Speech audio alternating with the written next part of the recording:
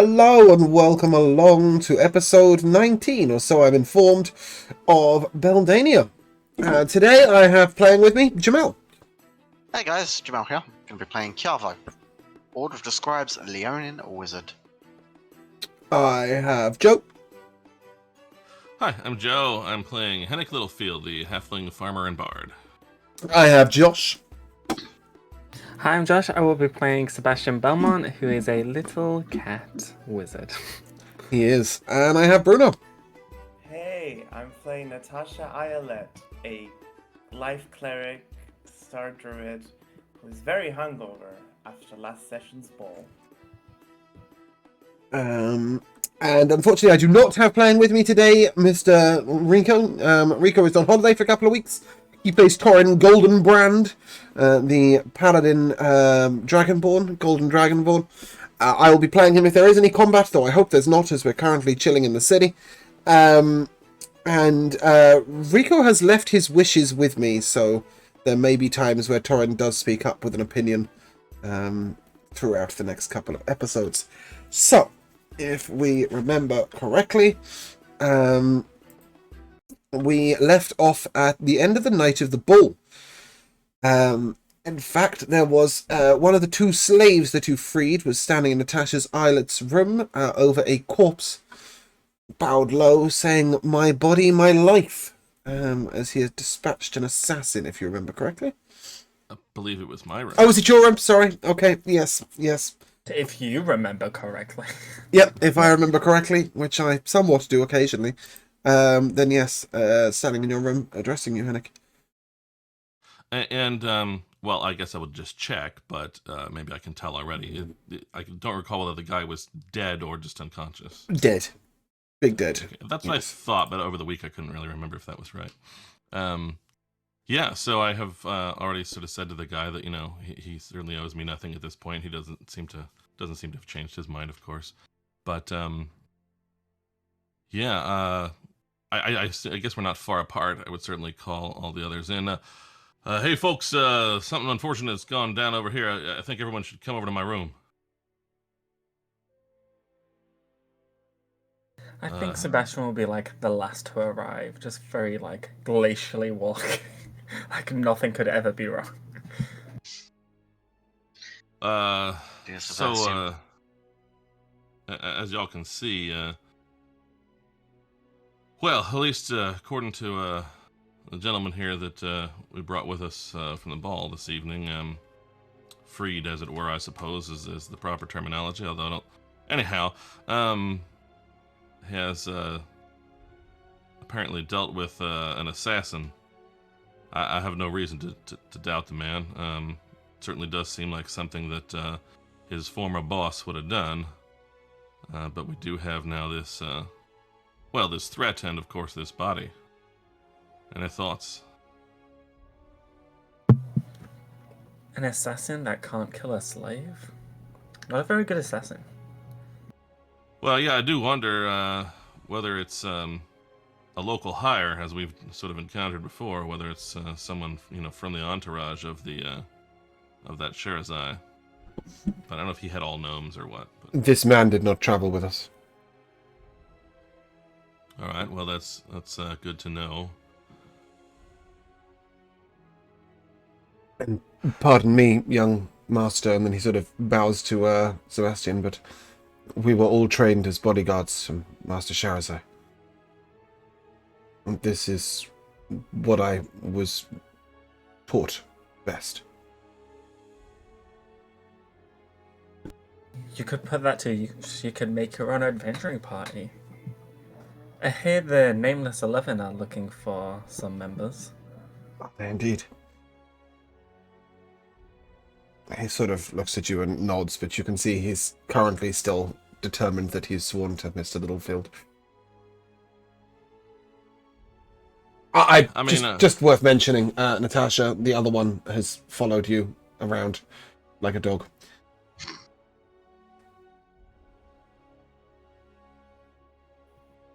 You don't need to stay with me. You're a free man now. I'm really sorry, I didn't get a word of that. You've gone very quiet. Stay with me. You are a free man now. Yes. I'm glad you agree. Well, with the kind of things we get ourselves into, this is pretty good evidence of the sort. You two might find you don't always want to stick with us, but for the moment, you're welcome wherever you'd like to be, even if that is around us. Does anybody have any sense of, well, how much of a ruckus this might cause if we just sort of make it known? Do we need to hide that this has happened? Anything like that? Sebastian wouldn't know that. I was gonna say that it could just be a formality of taking a slate, like it could just not be personal at all. But I don't think Sebastian knows, nor really cares enough, even if he did know to say that.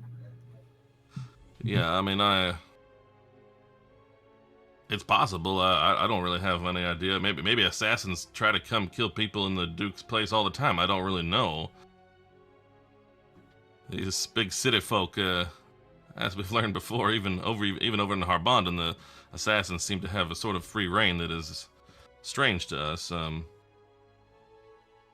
But I'll tell you, one barbaric assassin. yeah. You would know as a sort of culture thing that, you know, although members of the Assassin's Guild who are sort of they're signed and they're given writ to commit an assassin are allowed sort of free reign or whatever. This is definitely not one of those men. You know, he wouldn't be so incompetent, and he also would have the tattoos that the other ones had. But secondly, even they would not really get away with being in the palace. I think you sort of would have known that at least a little bit. Even if it's just over your couple of days' stay, you would have got that impression that the guards are quite careful. So my assumption, my thought here is unaffiliated idiot.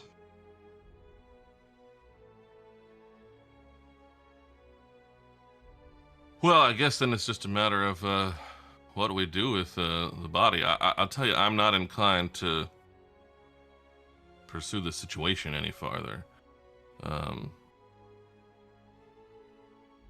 Yeah, I don't. Well, you know, it doesn't seem like all that wise to sort of get into a tizzy here and try to go in some sort of retribution or keep it from happening again. I don't want to have to be looking over my shoulder, of course, but we got other things to deal with, and perhaps even just the failed attempt will that shares I'll move on to other things. I don't know.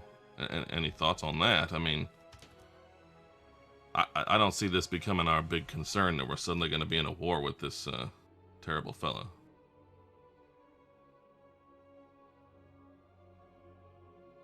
I can take the body. I will enact funeral rites at dawn and ensure that nobody else is alarmed by this. I think that could be very helpful. Thank you, Natasha. I mean, I've been thinking about it even just as we walked back. I knew maybe it wasn't that wise to get up in such important business, but the king asked, you know, it was, I'd really rather just put the whole situation behind as much as possible and go back to the things we were concerned with before. I have had a bit of thought about it, and I can't seem to find my harp around here, but a few words had come to mind, and I think I'd share them with you all so you know where I'm standing on the situation. Though I knew I oughtn't speak too far above my station, with the king say so, thought it safe to do a little dissertation. But I suppose there just ain't no accounting for the bite of a wolf who'd buy a moving mountain. Of course, something tells me that ambition might mean the wolf himself soon turns up missing. The most cocksure are liable to get in the way of forces even more powerful than they. I cannot say I've fully learned to hold my tongue, but this further crime might best be left unsung. To make a fuss or seek some retribution will just as light cause further persecution. So let the wolf head off, no intercession, and abide for now his wrongs and his oppression. We've paved the way for trade one day with his successor, who will likely be a better friend, not just a better dresser. Yes. Wonderful. Wonderful. While Henrik is enlightening us with his verses, Natasha's pulling the body out of the room. That was really beautiful, Henrik. And now, if you don't mind me, I'm going to hide the body until dawn. The gentleman with you, Natasha, will assist you removing the body. Oh, okay. So that you don't leave blood stains all the way up the staircase. And he will sort of tell you that in his court, it is traditional to make sure that an assassin is not known to have been discovered. So to hide both the assassin's body and any sort of evidence that you've even had this attempt made on you, it sort of shows your imperviousness and your strength. And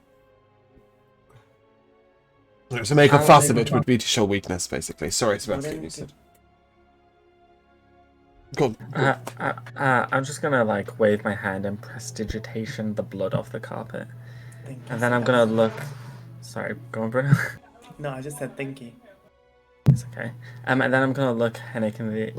I'm gonna look at Henrik and be like, "See, good as new." I'm just gonna walk out. Okay. I mean, thought comes to mind. It may be tradition to not have it known, but Well, that at the is same back in time, his we are homeland. not part of the court. No. And this idiot lord is very much an outcast from it as well. So why should tradition really apply to us, I don't suppose you want to behead them and put its head on a spike. Oh, no. No. But No, but I mean, Henrik had sort of said that you don't want to get embroiled in this spat. That's why he was true, but Arguing maybe the with people tradition, that we're saying with should know that someone did at least try.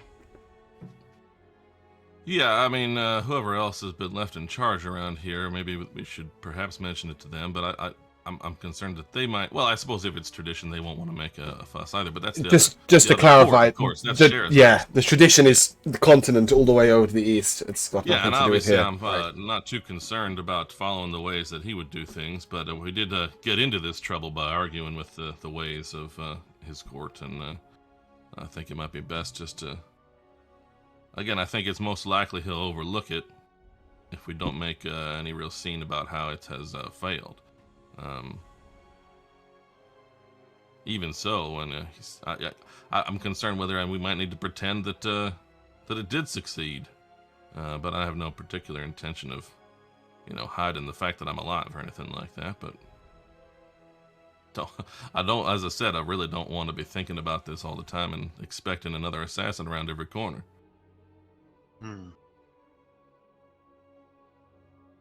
Yeah, that would be a problem. That would indeed. Natasha, when you get back to your room, as you're dragging this body away and sort of hiding it, the gentleman that's with you immediately goes over to your water and sort of pours a little bit out and tastes your water. He then sort of goes and dips his hands in the washing water and drinks a little from there as well. And then he sort of nods to you, and he goes outside your room and he stands to attention outside the door. Is that necessary? Indeed, we would want to make sure that no assassin comes after you as well. I would be sorry if an assassin came after me, because that means we would have two bodies to deal with tonight. Not everyone can defend themselves in their sleep, my lady. And I wish you a night's rest. You have been long upon the dance floor. That is true. Very well. And she'll flop over the bed. Great. What? She's tired and drunk. Henrik, the gentleman does the same in your room. Goes over to the water, pours himself a little bit, takes a little taste, dips his hands in the washing water, tastes a little taste, and then goes and stands to attention outside the door and bids you good night. Thank you very much again. We're going to find a way for you to... I understand you feel you have an obligation, but we're going to find a way to make sure that you don't have to take that sort of risk on yourself. There are other ways of detecting whether things are dangerous than just waiting to see if you drop dead. So that's not how we're going to do things going forward, but I appreciate it for this evening. I think we all need some rest. Yes, Master. With that, he sort of bows to you. And, you see there's this awkward moment where he's not meant to look... Like, in his culture, he's not meant to meet eye level with his sort of masters as he perceives them. But with Hennick, he also can't look down. So he's feeling kind of awkward and then he doesn't really know where to look. So he's occasionally just got his head tilted to the side while talking. But slowly, you see he's getting a little more comfortable with sort of addressing you as a... equal, perhaps, might be a stretch, but at least addressing you, And with that, sort of, you guys are able to head to bed. Yeah, I mean, I do think we might put, without telling them specifics or what happened, maybe just put the sort of castle guard on notice to be especially careful through this evening. But yes, the Levistus, the Silver Dragonborn who has been attending Torrin, has probably noticed some of this. And he will just make sure that the guards in the general area are aware that there could be possible trouble tonight. He won't say there has been trouble, but he will say there could be possible trouble. And hopefully you guys survive till the morning and may take a long rest if you need one. Can I wake up at dawn? Yeah, I think most of you would, given A, the troubles, and B, the sort of you have mentioned a funeral rite. Okay, so you wake up dawn, and if you go ahead, Sebastian. Sebastian's not waking up at dawn. Oh, okay. Sebastian will get up at some point, I'm sure.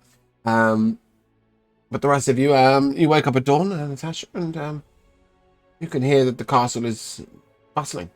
There's all sorts of things going on. I'll open the window to the room. Yep. So that natural light can come in. Mm-hmm. And then I'm going to perform the ritual of the dawn. Okay. In honor of Lathander. Typically, this ritual is meant to include an animal sacrifice or a thank you to an animal. But considering the conditions, Natasha will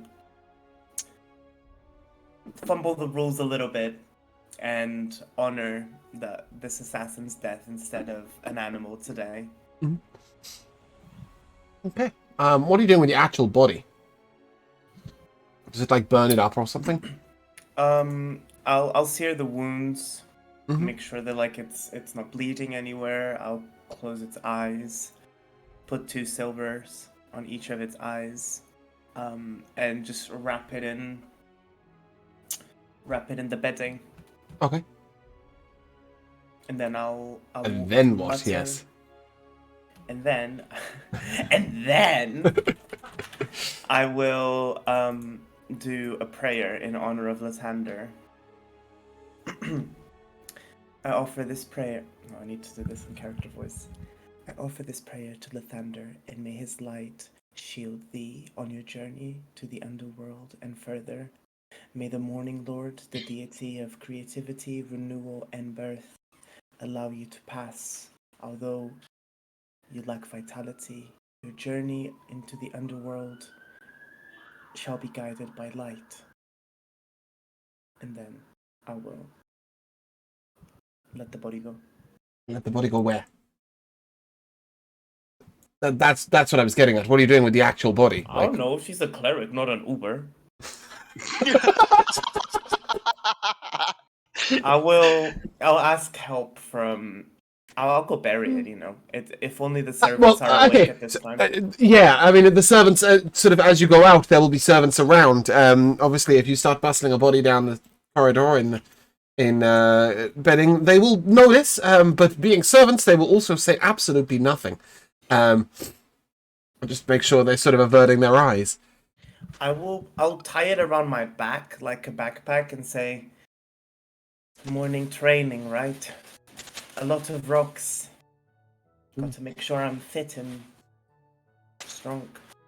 They all sort of look at you and wonder why you're talking to yourself, really. I'm And, talking to them. I'm talking to yeah, them. well, or talking to them for that matter. They just sort of avert their eyes. And would the mistress like any water? Or Could you perhaps blend some spinach so that I may drink it once I am back? Hey, Natasha, I have a long habit of throwing rocks in the river. Ah, yes, the task at hand. Thank you for reminding me, Henrik. I'm going to throw rocks at the river now. there's a blended spinach coming up, I guess. Yeah, and with that, you sort of head on down. I'm assuming you're dumping said body in the river. Don't worry, it can join all the mysterious disappearing people. But the yeah. image of Natasha Ireland dumping a body in a river. The fucking, like, the one good character that's always like, get. Yeah. But I'm doing it for Henrik. I'm doing it for Henrik. And with the body successfully dumped, I like the way that somebody sends an assassin after you, and somehow you guys have managed to look like the shady ones. But nevertheless, pretty soon after dawn, Kiava, there's a sharp rap at your door. As I'm up. the court scribe arrives with piles of letters and paperwork and things that need doing. Okay, how about we take a look at the important ones first? Will we be moving to your study across the hall, or would you perhaps prefer to make use of the Lord's study down at public court? I think mine will be just fine for now. Very good. I shall let somebody will let your companions know that that's where you'll be. And indeed, as each of you rises up, you'll eventually come to Cava, where again, it's sort of mostly things that are pretty irrelevant to you guys. There's a dispute over some farmland out to the east, where both people claim that it was their land, but as the fence has come down and somebody's cow has moved into somebody else's bullpen and been impregnated by said bull, and they're not really sure it happened on this person's land to this person's bull, but at the same time it was the other person's cow and the other person's responsibility to maintain the fence, and there's all sorts of complications going on with that. And there's another scenario going on where a member of court is claiming damages done by another member of the court for due insult that was given his name. There's lots and lots. For an insult. Oh yeah, there's all sorts of irrelevant and petty pieces of crap Damages here. for an insult. Nevertheless, There's a payment for that. It's called Suck It Up, Buttercup. the court scribe smiles at that and sort of puts it to the side, and I think that's one that he might actually follow up on. If he's been instructed to suck it up, Buttercup, I think he might take joy in giving that to one of the court nobles. However, you will also receive 2 notes, both looking urgent and written sort of with very important flavour and text, basically saying our tithes are being stolen, Temple of Saloon. Temple of Saloon? Okay. I believe that's who it was originally, was it not? Should be. Big Temple of Saloon. Temple of Saloon is this huge temple you see across with the bridge that goes across the water. It's very sort of fanciful and important. And 2 separate letters informing you that their tithes are going missing, and that they expect the citizen to be found. Whatever that means. A couple more notes from sort of poor folk who, whose names aren't worth mentioning, that their children, families, parents are disappearing. There's also sort of the mention that one more body has been gone from the centre of town, from the merchants' district. There is a body that has been taken. There's a body that's been left with 2 piercing holes in its neck, drained of blood, as per the last person. That's the merchants' district. Yeah, there was a gentleman Not just missing the from the full merchants' district. district. No, and in fact, his name, his family title, his history, his business is all mentioned. I'll just hold there for a second. Stormy Dragon Tavern, thank you very much for the raid. Don't think we're ignoring you. We're just dealing with the missives that have been delivered to our party, and because the Duke of the Castle has gone out on adventure, and somehow our party have managed to be left in charge. Somehow. So thank you very much to those of you who are following. Welcome to Duck Pond. Please stay the fuck away from my pond life. And it's a pleasure to welcome you in. Somebody's body was left in the Merchants District. He was the son of a well-to-do baker. And his body was left drained of blood with 2 piercing holes in the left of his neck. There is... been informed. Yes, of course. Right. It's probably the guard that are informing you right now. Yeah. And there is also somebody missing from the noble estates. It's not a noble themselves. It is one of the lady's maids has gone missing. She didn't turn up for work, and the lady was most distressed that nobody could do her hair. It turns out that her body has completely gone missing, and she perhaps she's been taken or something. Right. Just to confirm, Jamal did sort of question it there at one point. Is this additional temples having their tithes stolen, or just No, it's change his in the name? Was there a change in the name? I think it was the loser we met on the road said that it was the Temple of Tyr. So notes from like times ago. Okay, so the previous note is incorrect, and my previous statement was incorrect. That's fine. It has always been and will always be the Temple of Saloon. It's the big fancy temple. The problem is, as you probably noticed, is that I probably checked the map and it says temple. So that's probably how that one went wrong. Yeah. Okay. Regardless, sorry, go on, Natasha. Would I have been back by now?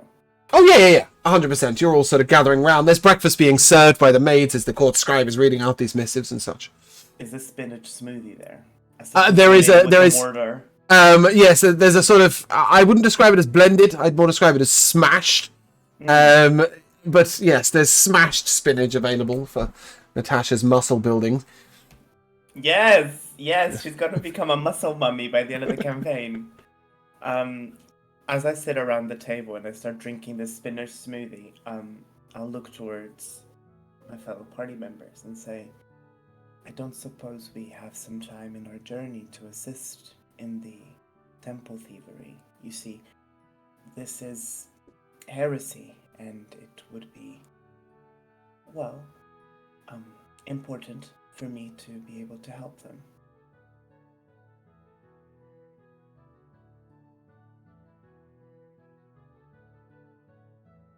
Completely ignoring what Natasha just said, Sebastian's just like mouth full, like, did you really hold a funeral for an assassin? Well, of course, Sebastian, it's the right thing to do. You realize they tried to kill us, right? Yes, but just because they make us their enemy does not mean we must make them ours. Does this mean whenever we kill people, you're gonna have to do constant funerals for them? As long as I have the spell slots. Oh no. It's a ritual! You can. You kind of like see Sebastian is like looking at his face like, Jesus. And he just like continues eating. Natasha's like, as you say this, Natasha's having flashbacks of the very first few sessions of the campaign when we were fighting in a hill and you guys were just killing people left and right and she was trying to do funerals for them. Mid-combat. Some things will never change, okay? Some things will never change. But this temple one, Natasha. This is the Yes. Temple of Saloon that's having the tithe taken, right? Yes. Isn't there something there going on with you and the Temple of Saloon as opposed to Lathander? Before I answer this question, could I roll a religion check to see how much I know about Saloon? So yes, you may make a religion check. However, more to the point, what you do know about the Temple of Saloon is what you've been told before, that they're quite rich. They're very well frequented by the nobles, and much of the temple is about wealth. Certainly, Natasha expressed in the past her disgust for the fact that the temple seemed to be quite rich and the temple priests seemed to make quite a lot of money. You would know that they worship the moon. You said 20, right? That is a 20. Yeah. You would also mention, you would also know that they conduct the standard funerals, weddings, and other rites for most of the nobles within the city. The Temple of Saloon sort of covers a lot of different practices. It is not just the moon, but it's also the moon goddess and the coming of the night and the leaving of the night and the birth of the morning. It's fair to say that they cover most sort of worships. I'll proceed this by saying,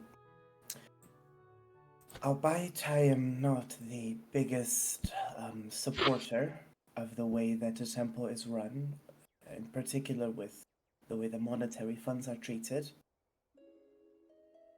Hennig has taught me that I should not paint everyone under the same brush, and if there are followers that truly worship Saloon, they deserve to be given the respect and to be allowed to worship freely. So, if there is anything that we can do to help, I think we should. That makes it very easy then, because I thought you would have been a bit more happy to know that their excessive tithe was being liberated, but... So you've got to remember that it's not only the rich people who leave excessive large amounts of money, it's also the poor people that will spare there's only the couple of silvers that they can afford. And, and their money is also going missing.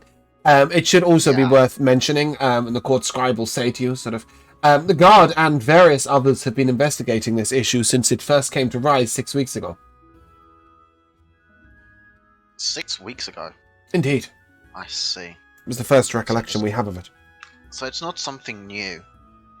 No. And Chiavo, you would know better of me than to take pleasure in others' misfortune. Touche. Only sometimes. It's pretty much Natasha has never taken pleasure in anybody's misfortune, but Bruno has on a regular basis. Natasha never. Me, I'm sitting here like... So, other missives are sort of mostly mostly of lack of importance. I don't know how we've lost a camera there. Are we good? Yes, we're good. In general, there's a couple of vague, interesting things. Somebody's underpaid for a horse, and has then run off with it. And apparently in various quarters of Lorwallen, somebody is trying to sell a ring of 3 wishes. So apparently it only has 2 wishes left.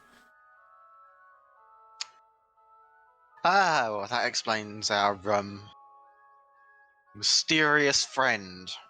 Ah, yes, Jack's Yes. quick hand, I believe. Yeah, I mean, curious what he wished for now. That's a good question. I have no problem helping the temple, although I do think perhaps even with the lower folk involved and how long it's been going on, it seems like perhaps the temple can spare the money longer than the victims of the vampires can spare their lives. But I'm also a little concerned. It's a person at the ball last night. I don't know if I mentioned this to y'all, but I got a message about assassins on the road out of town. Now, we're not apparently seeming to leave town just immediately, but I don't really know exactly which road out of town and who the target was intended to be. Can we get the mage or somebody to get contact with the Lagon and make sure that he's been all right? So it's the road to the north, leading to York State, apparently. It is not the road that the Lord Lagon went on, however. Okay. The court mage will inform you rather imperiously as he sort of wanders in. Anyway, I didn't realise you'd chosen to hold court up here. I've been looking for our scribe all day. I also tend to partake in dealing with the missives. I'll let Justin know that we're up here and to have some proper food and drink brought up. Anyway, be that as it may, Lord Lagon is alive and well, and small difference it would make if we let him know that there are assassins on the road miles behind him. Nevertheless, perhaps we can warn him before he returns. Perhaps these assassins are something to do with the messages that are not getting through to the Urak state. Yeah, very likely. I just thought it was worth making sure. But if you're in communication and you know he's all right, then yeah, that's not a problem. We can well, of course, worry about the bandits and assassins on the road and various things in that communication breakdown when we're ready to move out of the town. Well, but while we're taking care of things here. I guess it's down to these couple of things happening. So did you ask you a couple of tasks, partly about finding out why our messages weren't getting through to the Urak state, and also to meet either with the grandfather or to go to Veralia and find out the meaning of the magic coming from the earth.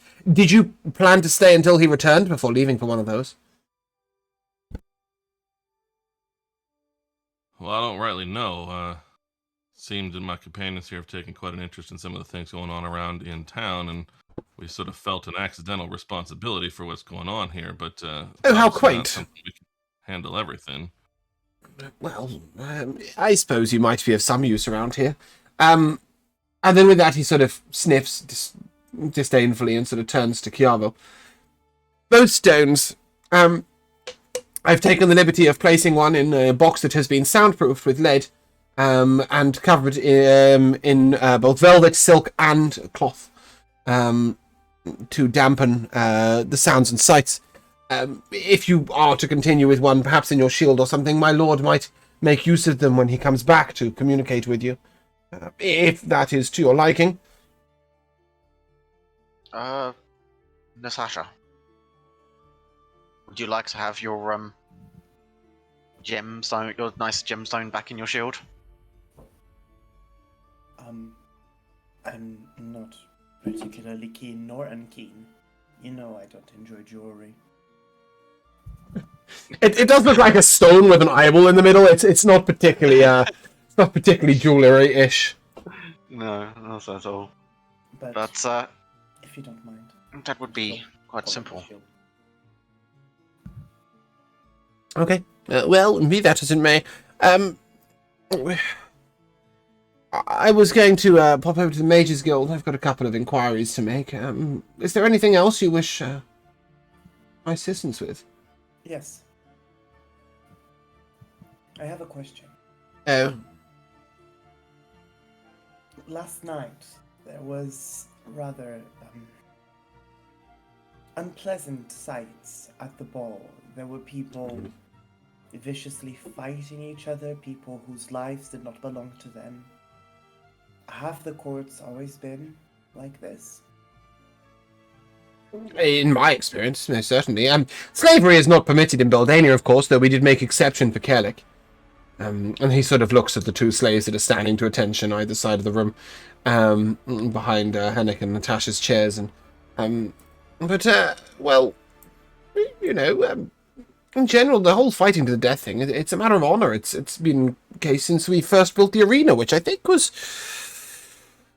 572 years ago, if I remember correctly from the book. So people fight for honor that is not theirs. No, people will fight for anything if you give them an excuse. They do honor, their lord's name, their own personal pride, whatever it is that they are particularly feeling at the time. You know how it is with warriors; they just sort of bang their heads together for any purpose. And you prohibit slavery, but you allow it for some. No, but a visiting dignitary needs some form of rules. He was expressly told that he may bring a certain number in his entourage, and we decided not to make too much of an issue as to whether they were slave or servant.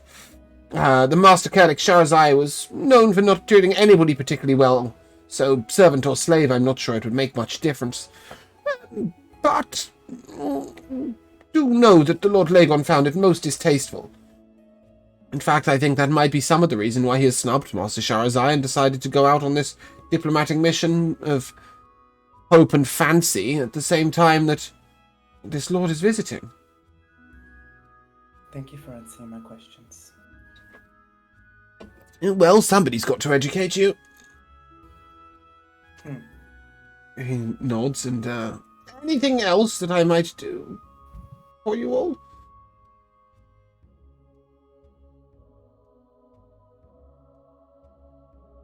Nothing. I mean, you could help us fight some vampires or something if you're interested. With that, he sort of dismissively leaves. I had a feeling. Sort of panting as he comes up the stairs, the old gentleman, steward, comes up, Justin. So I didn't give you an image of him before, but Justin is the court steward, and by technicality, it is him, not you, that is in charge. Whilst the Lord is gone, and he sort of comes in and nods to you all, and well, have you anything you need help with? Oh dear, you are sitting in quite it's quite rustic up here, isn't it? It's Seems to comfortable. get the job done. Some chilled wine, if you don't mind. Well, be that as it I'll go may. grab the wine. As you go to leave, he just sort of like shakes his head at these idiot country folk. You can you can chase the maid down the stairs if you like, but she'll probably get there first, as she knows where she's going. Regardless, he will sort of look over the missives, and he'll pick out a few that you had all discarded as completely unimportant, that he regards as the matters of utmost importance. Notably in these are the recompense required for the insult given to the family name, and the underpaid for horse. These are definitely two things. Underpaid for horse, yes, I can send one, but the insult, really? Well, it's a matter of most importance. You see, the Montebouche family, a family of great importance here. We wouldn't want them to be we wouldn't want to be put aside, you know. And oh, somebody's kindly put some notes here. I see this. The nicer-ish tour guide and dickhead number 1, listed under the noble families of Lorwallen. Yes, the Montebouche family are quite important. We don't want slight to them to not go answered. The landsmiths have been dishing out slight and lack of respect for a while, in absence of the Duke. They're seeing what they can get away with. It's most important we show them a firm hand.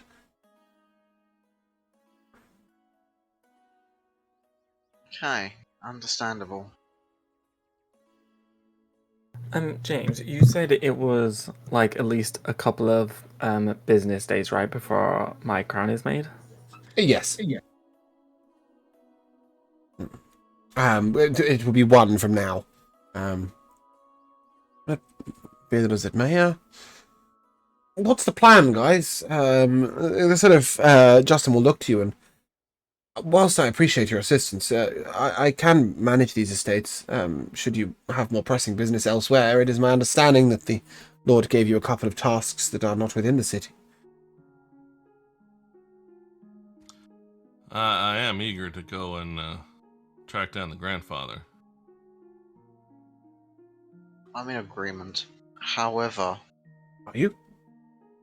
well, we do need to do this, don't we? So, Well, it was a choice between tracking down the grandfather or going to Veralia to discover the origins of the magic that has caused the earth to rise up against all these people. I don't want to play your character for you, but I would have thought that your overly eager book-reading wizard would be more interested in where the magic came from than speaking to a 100-year-old halfling about what happens with diplomacy. I am, but you know, whichever gets the job done, right? Okay, right, I see. Whichever. However, as much as I would like to do what is required of us, this whole issue with the vampires is concerning. So, I can agree, I kind of feel some form of responsibility for trying to investigate this, though it may just be a distraction as well. Well, we are attending to the vampires. Hennick, it might strike you that the one thing that's not being attended to by the people within the court are the red X's appearing on the door of the poor who are going missing. That's the one issue that wasn't really getting looked into by the nobility. Sorry, Sebastian, I didn't mean to interrupt you. It's okay. With what Chiavo just said, Sebastian's kind of like rolling his eyes, and he's like, "Oh yes, be beautiful and perfect forever." That sounds like such a downfall. I say we go find out what this magic is happening, because the sooner we do that, the sooner there's no raw diplomacy. We get awards, gifts, silk pajamas.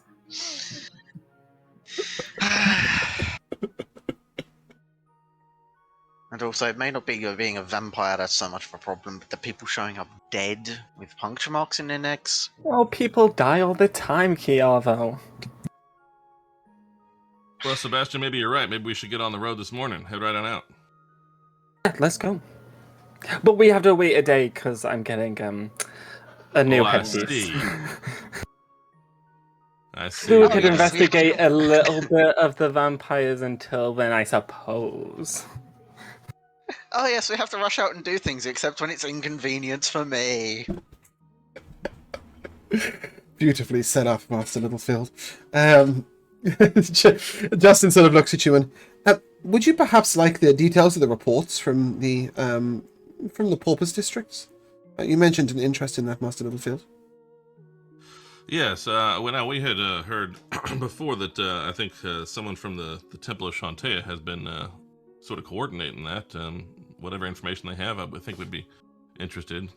Oh, is that the case? You don't happen to have her name, do you? The DM Beth. doesn't. Thank you. Oh, Yes, I did have that somewhere, but God knows where. But you are right. It is It's the only one I wrote down. I was like, I better bring this one up. Yeah, I do have that. The mistress of the Temple of Shantay is definitely who has been gathering all the information. She does send missives every day up to the castle, and today's missive simply states that the current number of people missing thus far is 71. And there are 62 doors with red X's drawn on them. She notes that the most recent person to have an X drawn over their door is a family of people who fish with nets down at the river outside. And she notes that they're the Flatfish family. Sal is the mother of the family, and she is the one responsible for the household. She also makes a little indented note saying if you wish to call on Sal Flatfish, you should visit after 6 p.m. or before 5 a.m. as she has a job to do. She has 3 children, and that is of importance. But she chased her husband out long ago.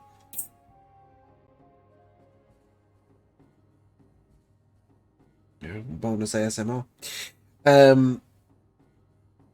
With that, the sort of Chancellor will look to you and, well, perhaps I should get on with those things you regarded as too frivolous.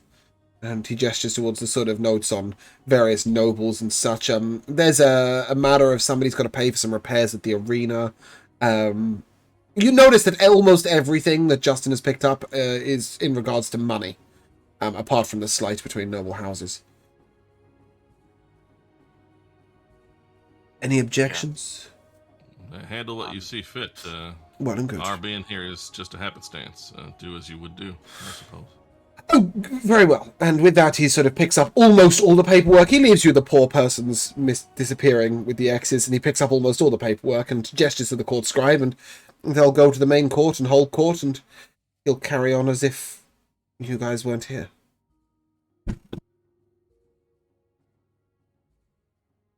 Now, I do wonder whether the disappearances among the poor and the disappearances that we are linking to vampires are potentially related. So I suppose if they think they're handling the vampire part and we come at it from the Paupers district, at least for the day, see what we can find out.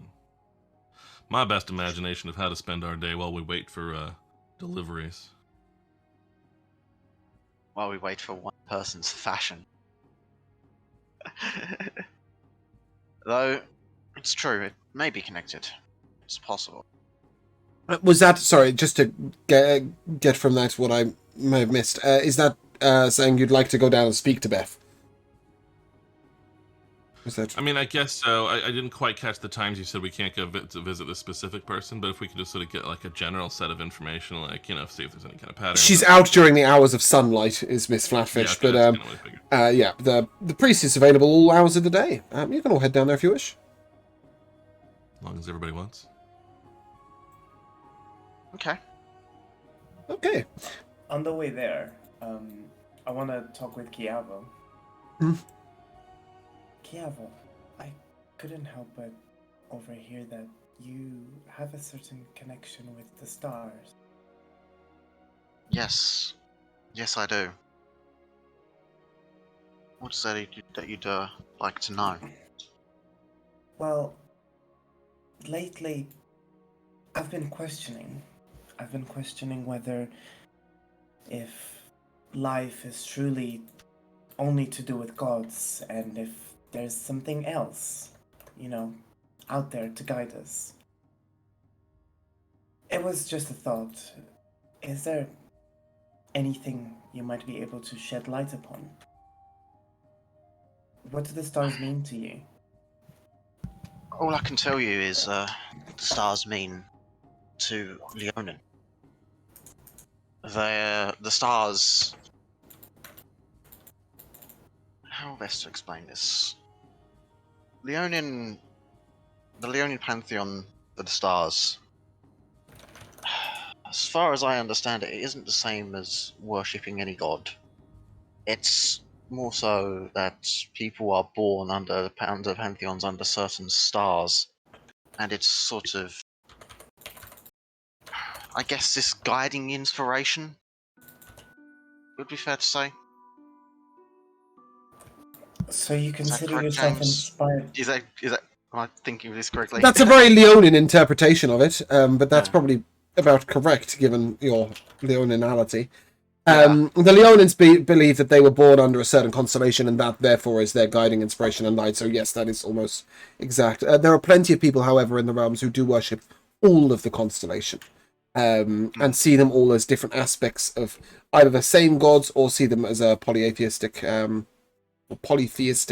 religion where there's sort of various gods for different things. Oh, so they connect the constellations to the gods. Look, each constellation is a representation of a god. Oh, all right. Thank you for sharing that with me, Kiavo. I'm gonna look for a specific constellation tonight. Quick check if I may. What, from my knowledge and understanding of the stars, what constellations would be particularly visible tonight? Most of them. We don't have much pollution in these day and ages. And thus, almost everything is visible.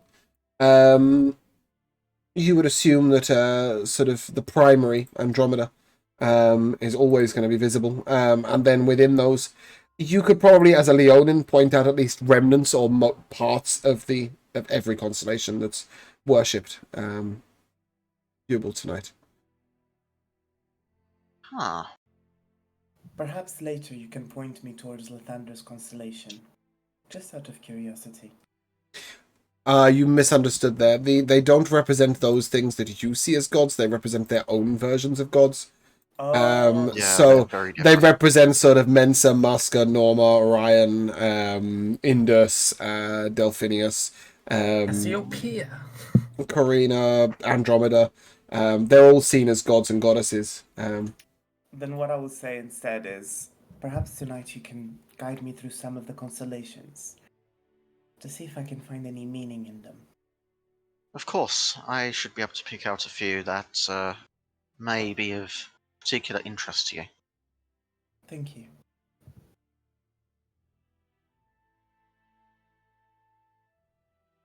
It's no worry. Okay, as you guys make your way through... Sorry, I'm sort of multitasking here and not doing very well today, to be honest. So, in fact, I'm just going to say give me a second. There you go. Just in case anybody has lost that piece of information, it is in the channel. There's the Pantheons document. They're in the old Discord, The problem yeah. is the links were all in the other Discord, weren't they? No, I think I moved them over and pinned them. No, I didn't have them here. I was They're all pinned. I went to look through and I'm Apart like, from... I can't see them. apart from the Pantheons, yes. I The only pinned one I everything could else. see was the Arvenia one, which we did, Okay. and it's like, oops. As you guys make your way across town, you'll notice first of all these sort of ostentatious buildings. So that you're right after you pass the Mages Guild and the Mystic Eye and such. You'll notice these ostentatious buildings that you know to be the homes of various nobles and estates. As you then move on, you see some of the lesser nobles and lesser nobility.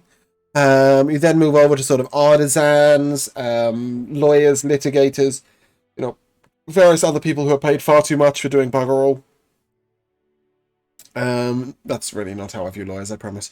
And then, we move over to the slightly this is the workers' district. These are sort of construction workers, builders, masons, carpenters, all those sorts of craftsmen. And sort of to the right, you'll see sort of more fanciful versions of those. However, at this point, you'll get to the Pauper's district, which surrounds the whole city, but over here and specifically is where the Temple of Shantay is, or Chantier, or however we want to say that. And sure enough, as you arrive, there is a long queue of people outside, each holding a small clay bowl. Small clay bowl. Are these simply beggars? Or They're definitely poor, but they're dressed better than beggars. And they're queuing in an orderly fashion. Or an idiot. I'm not responding to that. I have to admit, To be fair, what Josh said. He said, or are they choosers? Natasha will quite quickly tell you that they're queuing for their meal. They're having their soup doled out to them. We saw something like this in Harbondon. We did. Natasha, in fact, helped in Harbondon. But it won't be long before a young female makes her way down the line. She appears to be in her early 20s. She wears the pale blue robe of an acolyte. And she takes a sort of nod to you and, might I be of assistance? I can't help but feel that you're not queuing for food. Is the food good? The soup's excellent today. It's mushroom, but yes, it's mostly for those in need. And our hometown is actually destroyed, and with that sentence, Sebastian will get in line. It'll be a long queue. She'll look to the rest of you. Did you have business here? I don't suppose you're Beth. Oh no, not me at all. No, Beth is the mistress of the temple. She's she's up inside. I believe that she's currently undergoing her investigation. I'm not meant to say too much about that, but she's doing some work. We're going to be finding some information about that, Brad. We've been receiving her missives over at Legon Estates. And, your castle folk. She sort of looks over again at Sebastian in the queue, and he said, "Well, perhaps I might take you in to the temple on my way back up the line." And after a little while, she sort of turns back to Master Belmont. "Are you coming, dear?" I've kind of rolled my eyes. I didn't have a bowl, anyways. And with that, she'll lead you down to the front. It's a very simple chapel. It's not ostentatious at all. But it's made nicely of sort of brickwork. Up the side, and you'll see a beautiful stained glass window and a couple of mosaics on the side of the on the outside of the chapel. But realistically, nothing too major, too gaudy. There's very little silver and gold when you go in.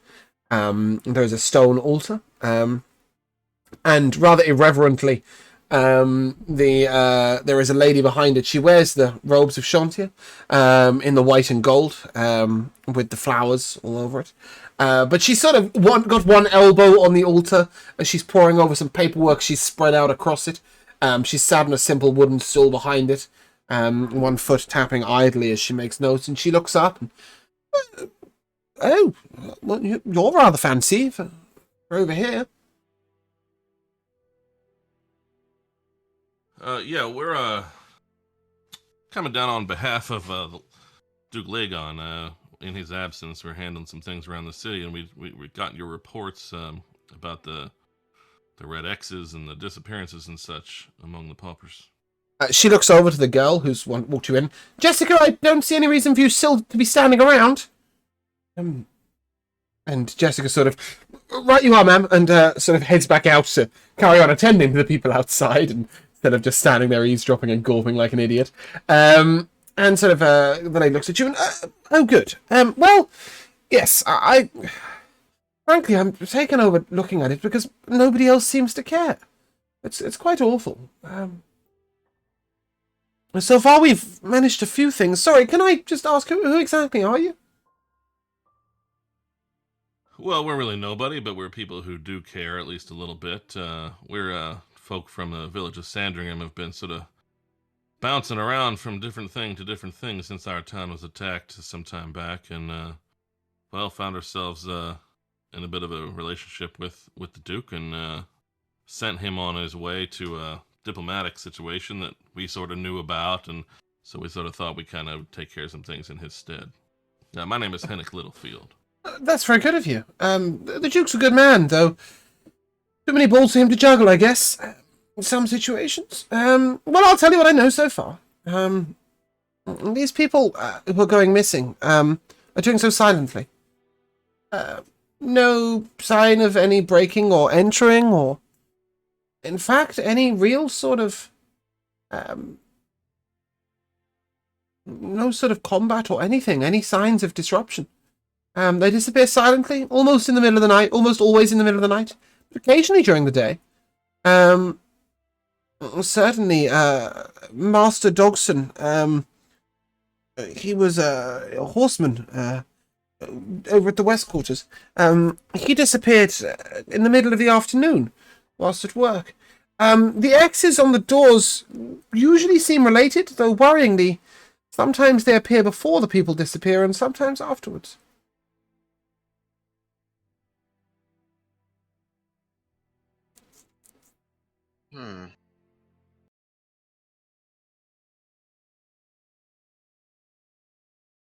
But other than that confusion of sequence of before or after, otherwise it's always the people disappearing. And I mean, with these kind of numbers, I imagine some folk might just be disappearing for some completely unrelated reason.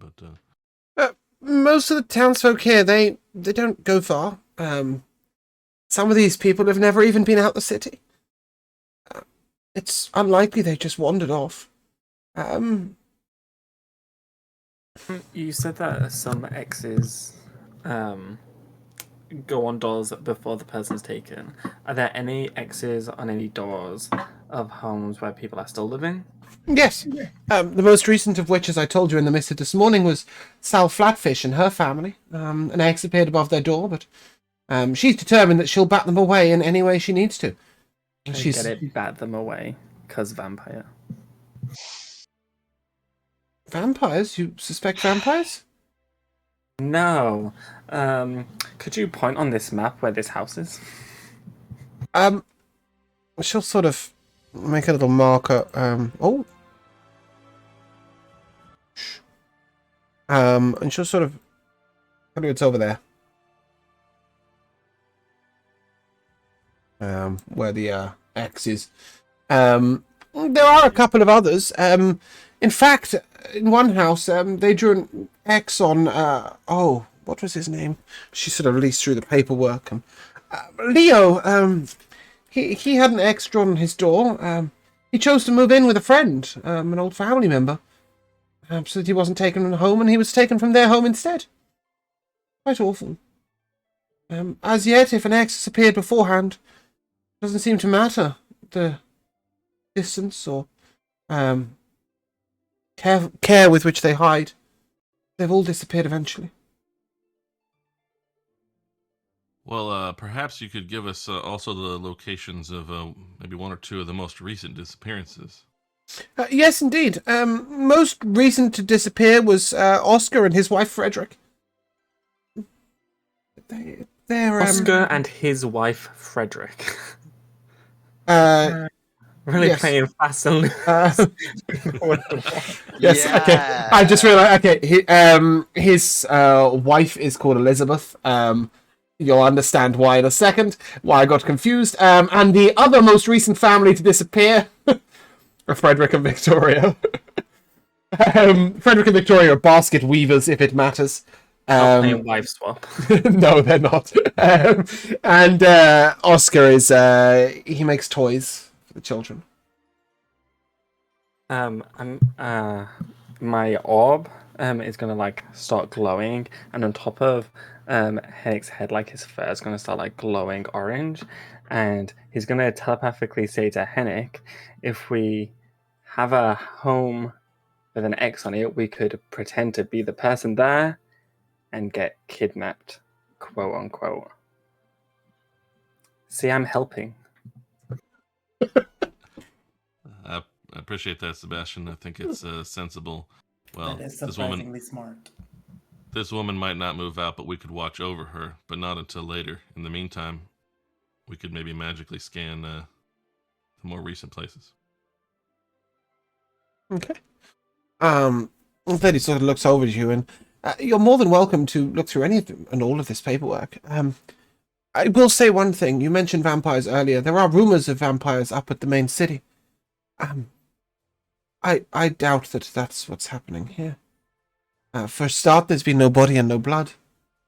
And also, people have been taken in the daytime. Vampires can. This is not me saying this in Sebastian, just me just talking. Aren't they? I thought they just had like disadvantage on stuff like perception checks. A fully fledged sort of elder Dampier might be able to survive in the sunlight. But for the most part, no. Vampires will not be comfortable enough to have made any attack during direct sunlight at all. Well, perhaps it was just wishful thinking that there were one problem instead of two.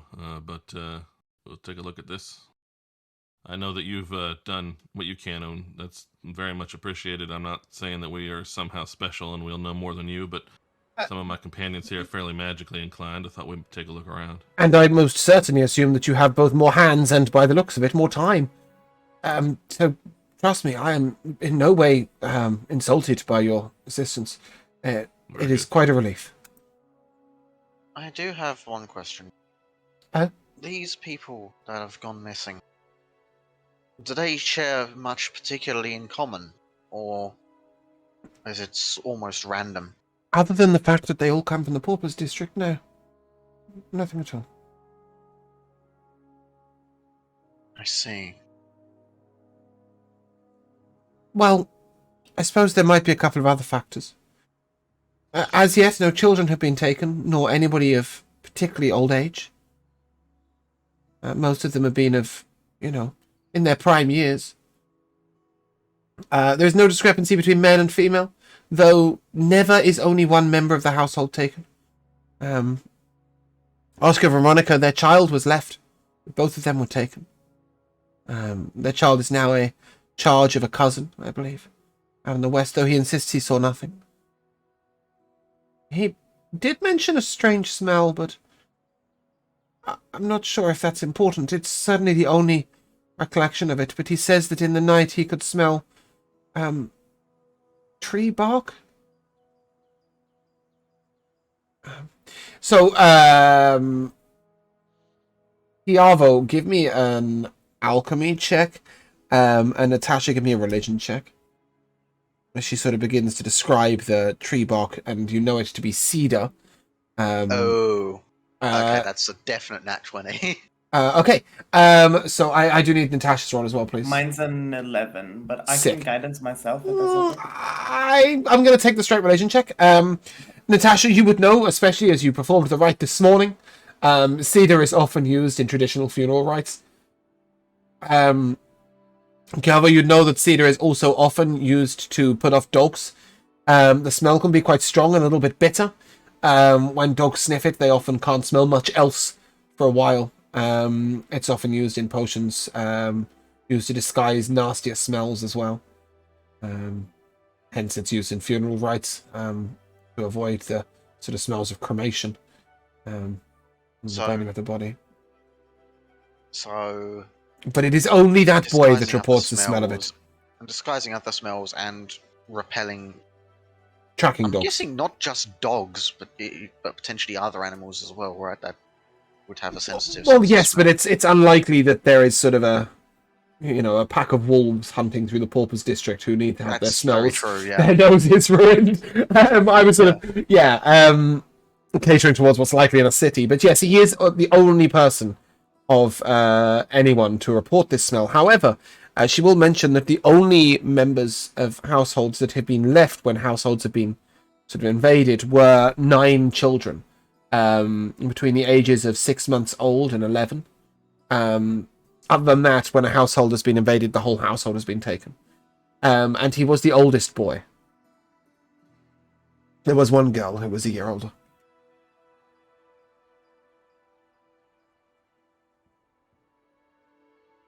Okay, well, that's, How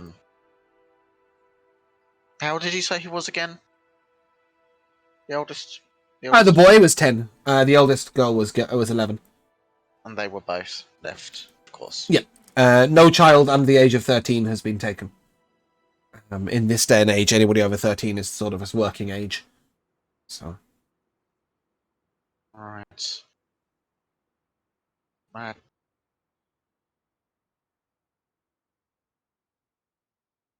Okay, I feel this is about the time where we start investigating this. I think this is most information we can get, right?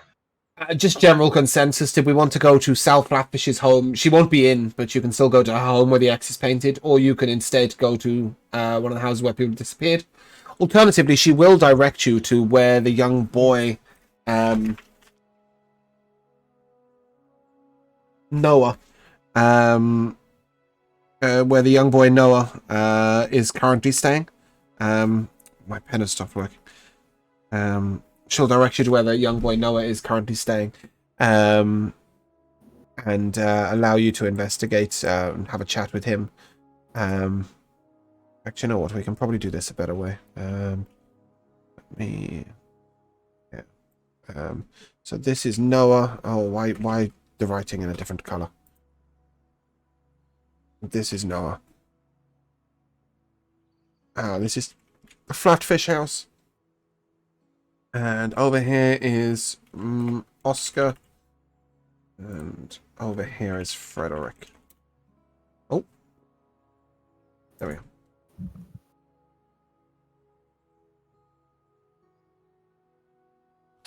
Well, seems to me we should, I don't know, Galvo, Sebastian in particular, what sort of magical things you all might be able to pick up on. I don't know what you can do, but if you think there's anything you might be able to detect or something like that, we could take a look at one of these places where someone's gone missing just during the day here, and then make our way back over to take a look at, I don't know, even we could speak, if there's time, speak to this young boy, but otherwise head to the Flatfish house before she returns and, look around, and then when she gets back, see if she'll let us look over for the evening, something like that.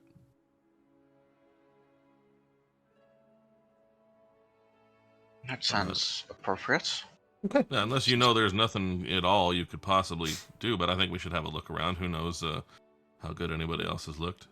I think Sebastian may be more suited for intuiting if there was any magic in play with any of this. But it's definitely still worth looking around no matter what. Yeah, alright. Seems worth a shot for the daylight hours. Okay. I mean, mechanically speaking, I do not have detect magic. I do have detect thoughts, but unless we want to see if people are lying, all I've got is an Arcana check. Neither do I, but my thought on this is you're more natural to be experimental with magic, so if there's magic floating around, you'd probably have a better time of trying to intuit it rather than the bookworm. You would both, however, have noted that Detect Magic is a scroll you could purchase if you wished. It would probably take you an hour, but to be fair, it would take you 45 minutes to walk to Oscar's, and it's going to take you an hour and 15 if you go via the shop that sells scrolls. You know what? I think... how's about we go get that scroll now? Yeah, I don't understand how you've managed to go this far without having that spell. How about we make sure... now, how long does that take to... I don't even need to do this in stupid character. You can't... it would take you too long to also add that to your book just now, so maybe we should see if we can get 2 copies. Burn one today and one to put in some... It's not expensive. I've got a lot of money from the dance contest. I think with my Awakened spellbook, I should be able to... he can write it almost instantly. Right. Yeah. Not to mention, it's going to cost you 7 silver for the scroll. Yeah. I think that should be We'll doable. have a dozen. Mind if I just go and take the money now and put it in? Yeah, so sure, do it however you please. It will take you guys about an hour to get over there. By the time you've got over there, plus 15 minutes maybe, you will have managed to also write that into your spellbook. Let's just make sure I don't move all these X's. Are there Yeah, any druid? This is a scroll shop, right? it's mostly made up of arcane scrolls. For a druid scroll, you'd need to visit. Well, druid. I don't know about any druid spells. Cleric spells, you need to visit the temple. Where there is crossover, you will be able to purchase druid spells from either of those places. Where there is no crossover, maybe the Rangers Guild might be of assistance. Ooh, good shout. I'm genuinely not gonna lie, I hadn't considered it. I haven't got any druid scrolls in any shops. Yeah, and I have no druid spells, so it works perfectly. Yeah, but you could definitely learn some from the Rangers Guild, some from the Temple, some from the Mages Guild, wherever there's crossover. But perhaps that'd be an issue for day 2. Cool. You get over to Oscar's house. The house has a red X painted on the door.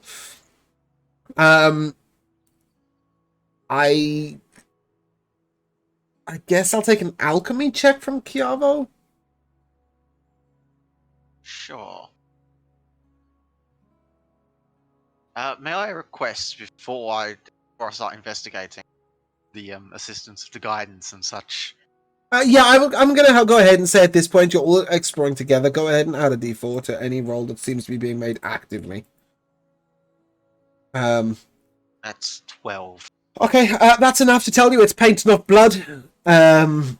Beyond that, you're not too sure about it. It doesn't give you any details. The paint, it appears to be between a day and a month old. It isn't peeling. You'd know that Oscar disappeared 2 nights ago. And the X appeared 1 night, the same night. Okay, so the paint's 2 days old. Mm-hmm.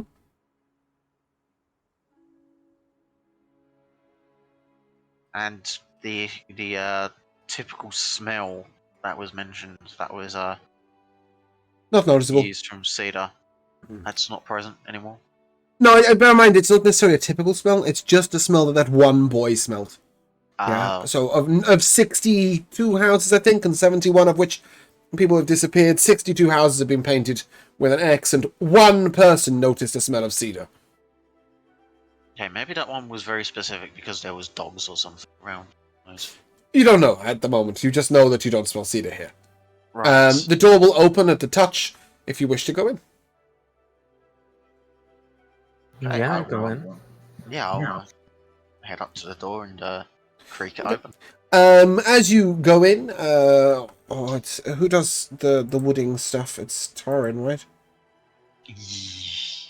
Maybe, or does he do leather working? I can never He remember. definitely does leather. I don't know what else he does. Not much. Yeah, I I'm don't not think. sure if he does. Henrik, I think it's you then probably who would have done some at least repairs around your own home. Go ahead and give me a perception check. All right. It's 24.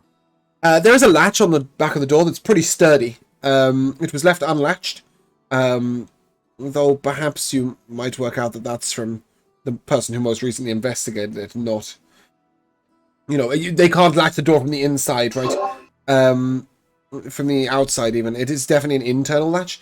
There's also a long plank that could be placed across 2 markers. So the door could have been well barred that night. And most likely was well barred that night. There are absolutely no signs of forced entry whatsoever. The building has small slats cut into it to allow daylight in. These are nowhere near large enough to allow a person in. There are no traditional windows as such because these houses are far too poor for that. Just these small thin slats to allow daylight in, and those are in both the ceiling and on the walls. The house is sort of made of mud brick. So make of that what you will.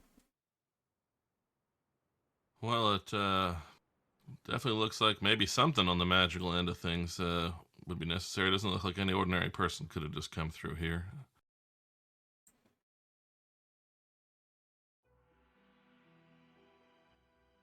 Okay. Let's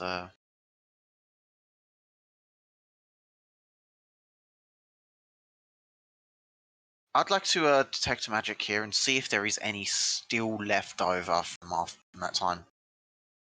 Yep, you are able to cast detect magic. There is a faint element of magic here.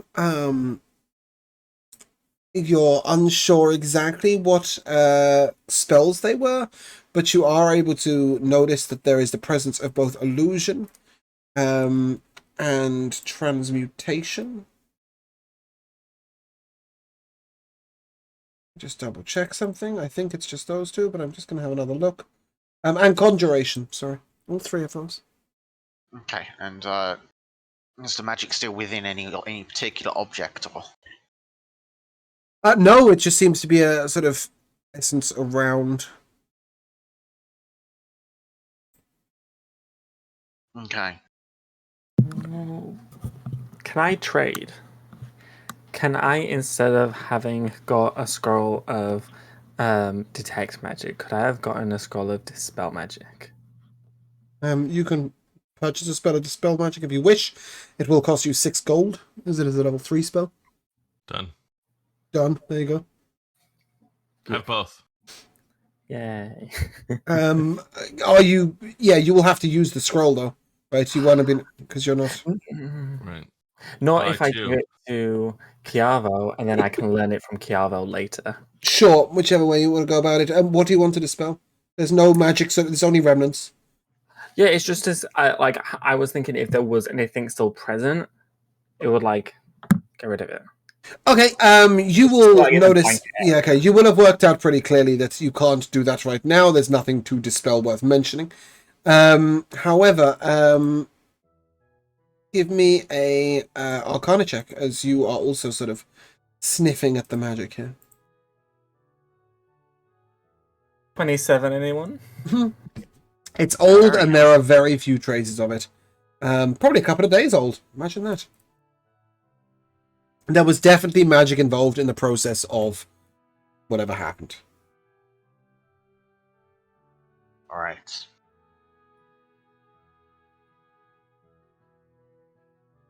So I feel like if we're trying to investigate the magical side of things, then Well, while you two are doing that, Natasha and Hennick, I'll take an investigation check from Hennick and a perception check from Natasha, please.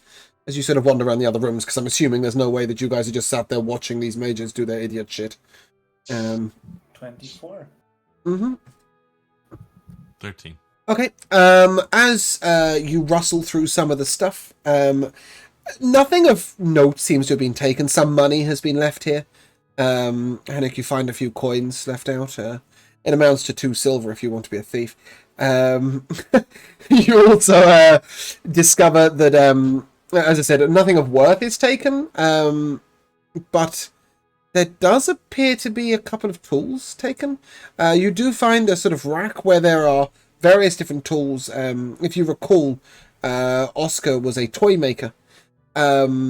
And some of there's this sort of large rack where there are hammers and screwdrivers and stuff, and you notice that there are, or the equivalent of in medieval time, you notice that the tools are very meticulously kept in certain slots, and there are 3 things missing, though you're unable to discern what they are.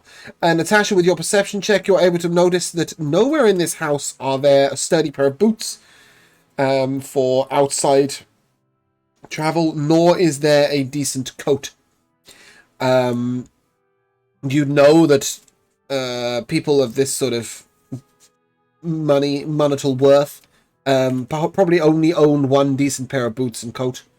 And in the instance of these people, they seem to have disappeared without it. Or, like, with it, if that makes sense. You would assume they weren't in bed wearing their outdoor boots and outdoor cloak. But those things seem to have gone missing.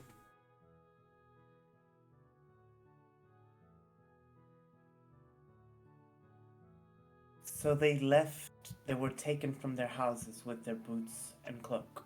It looks that way, yeah. This particular 2 people. Hennick, correct me if I'm wrong, but if I were to kidnap someone, I wouldn't particularly give them time to put on their winter boots and coat. Yeah, I suppose not. Maybe it's a matter of, well, we need to think again about the way the doors have been latched and that sort of thing, but maybe it's a matter of convincing or somehow screwing with these people's minds to make them leave on their own.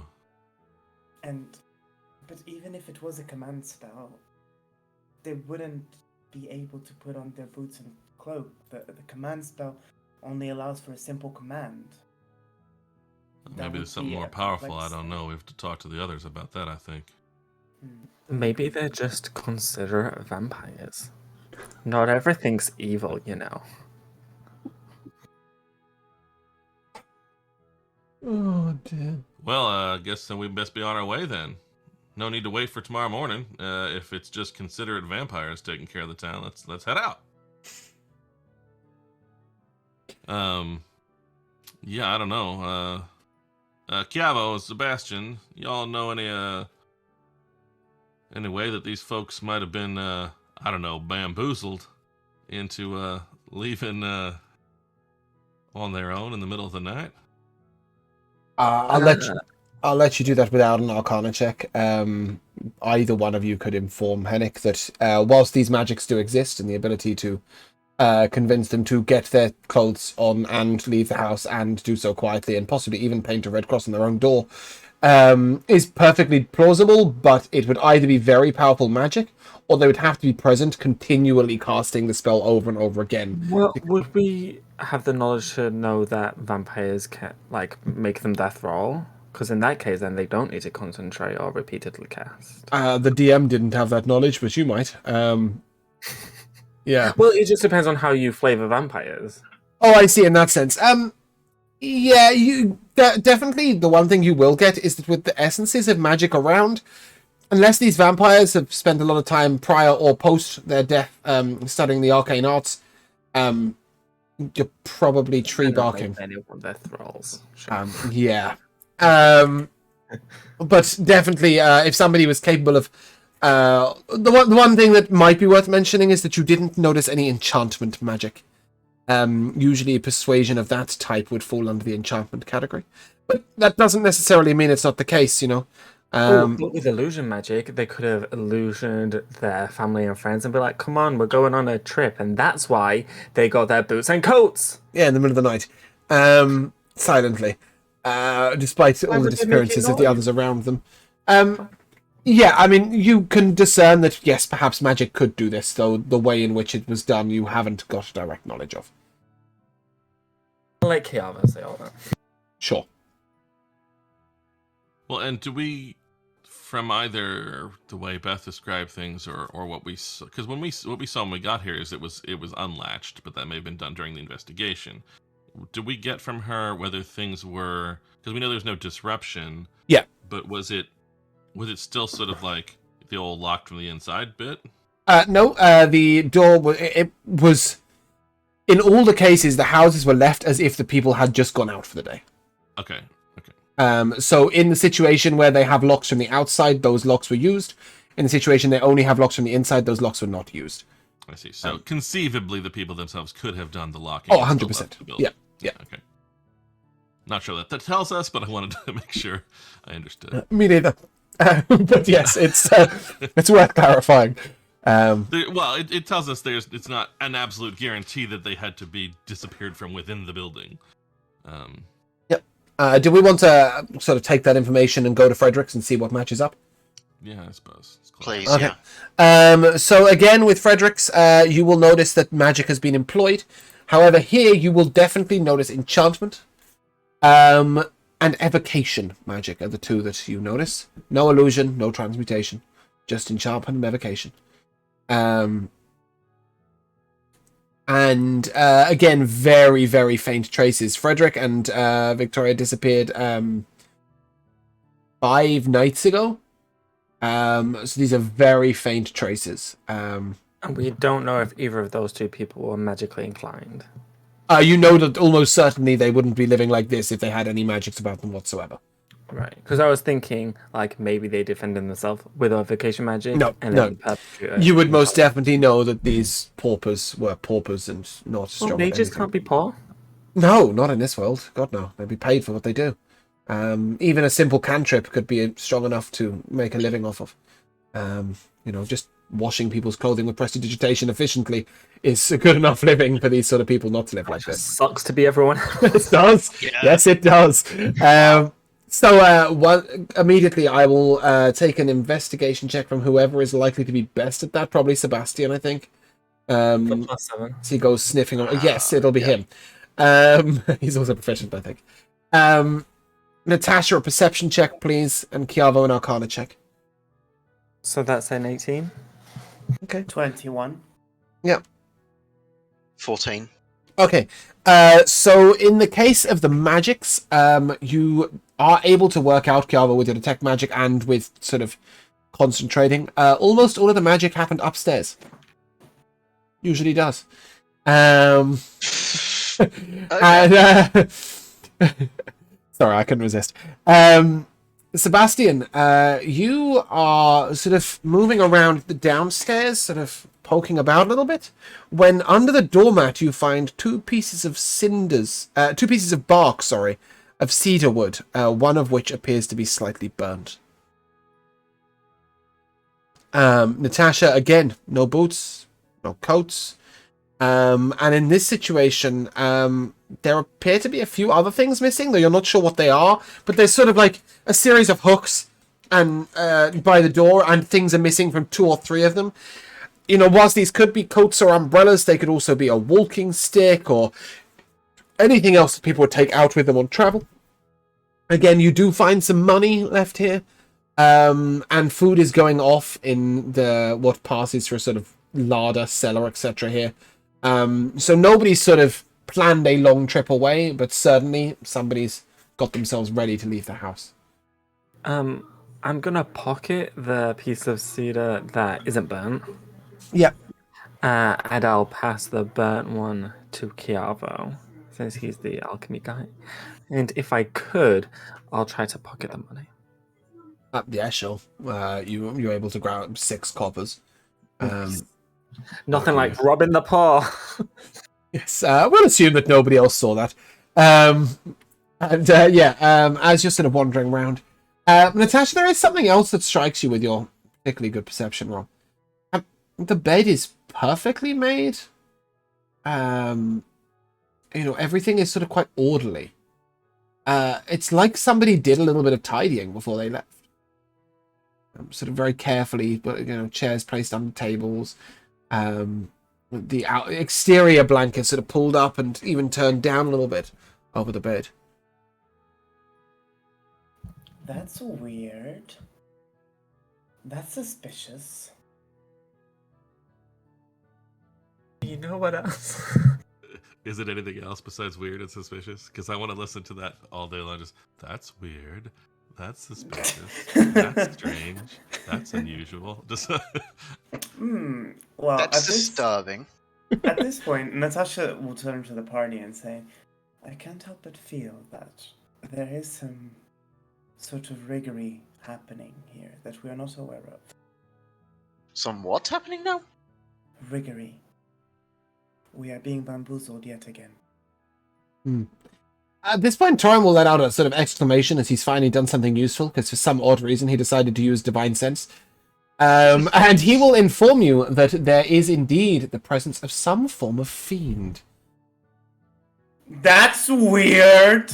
That's unusual. Suspicious. However, I will tell you for free, no matter how hard you search, although the fiend appears to be somewhere up above you, even if you start taking out the roof tiles, you can't find it. It's invisible. That's like... We should burn the house. That escalated quickly. I don't think they call that fire in these kind of close neighborhoods can be a real danger, Natasha. It's not like out in the country. But what of the demon? Probably immune to he fire. Probably won't really care much about that fire. What if one of us is possessed by the demon?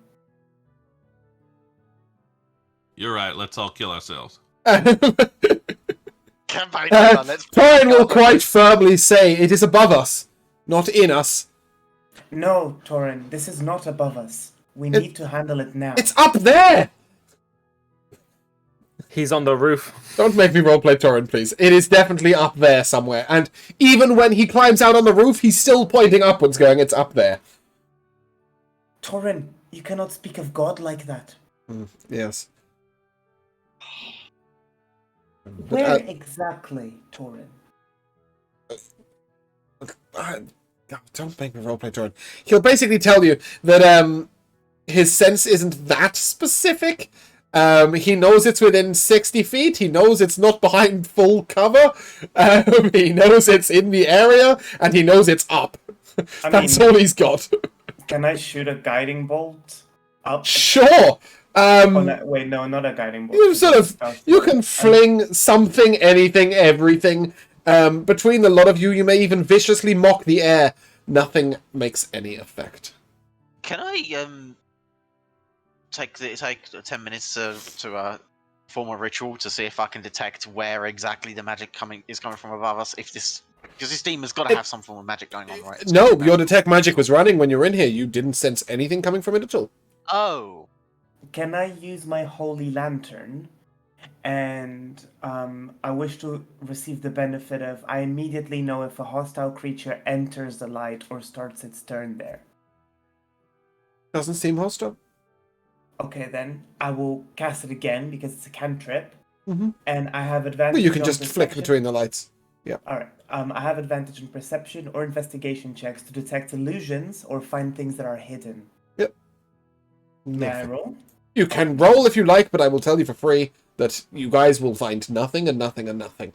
You just get this torrent sense of there's something up there that is fiendish.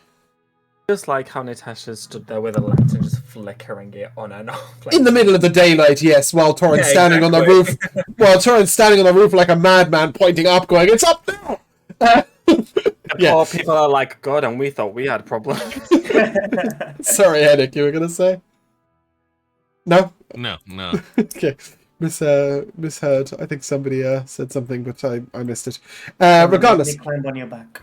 As you continue this sort of investigation, you can't find anything else of note or worth mentioning. Again, it's painted in paint. This was actually painted almost 12 hours afterwards, though nobody saw the painter. Even though it was sort of early morning, sort of 8, 9 o'clock in the morning. Ooh, I know. So I do have detect thoughts prepared, and I don't have to see a creature to. What does it say? One sec. I know exactly what you're doing. Yes, go ahead, do that. And you do get some thoughts from up above. Would you speak Infernal? No, but I do speak Draconic. I have only Okay. 2 languages. I Cool. can speak in Yeah, that doesn't help. He's the one detecting thoughts. Regardless, you will get an essence of the feel of the thoughts, even though you don't get the language that they're in because you don't understand it. You do sort of understand that it is sort of almost taking notes. It's a series of observations. They seem to be pertaining to you guys. You're being watched. Do I get a better pinpoint of where it is, or just know that it's around? You know it's up in the air, suspended in the air, and actually at this point, I guess you can give me an Arcana check, but it's pretty high DC. You might not. Guidance. Yeah, you can take a guidance with it. A D4. I didn't get a word of that. I just got 4. Is that a D4? Yes.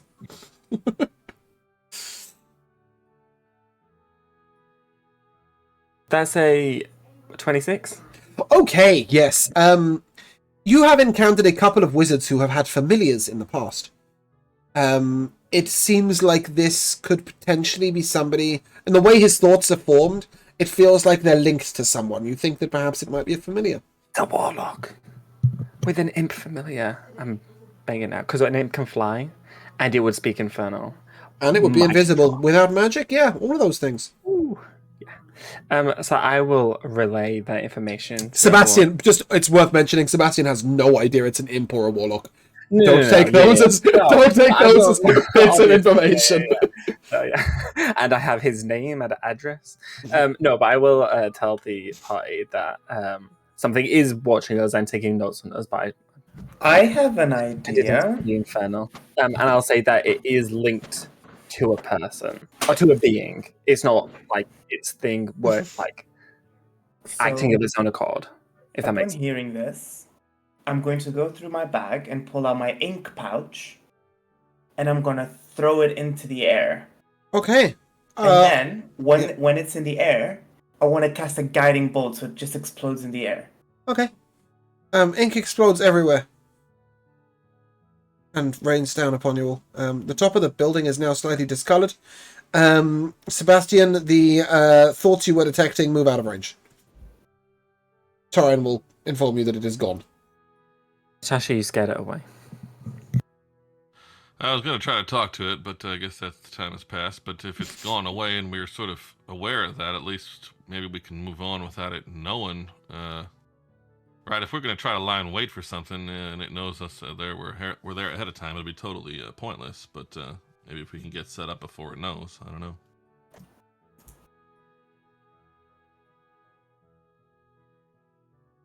Whatever it was, it's clear that it did not want to be discovered.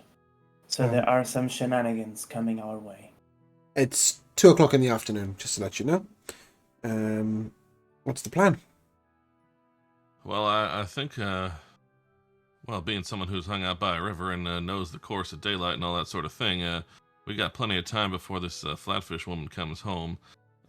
Maybe we can still head over that way, though, and find a little bit of money in the previous house. We could take it to the people who are caring for the boy.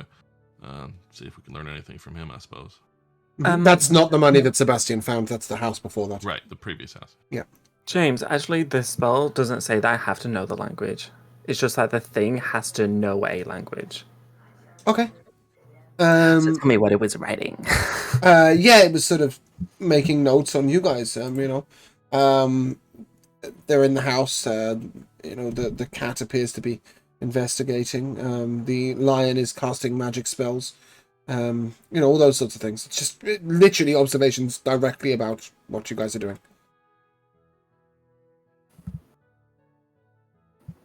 Okay. With that, we headed over to young Noah. Sounds good. Okay.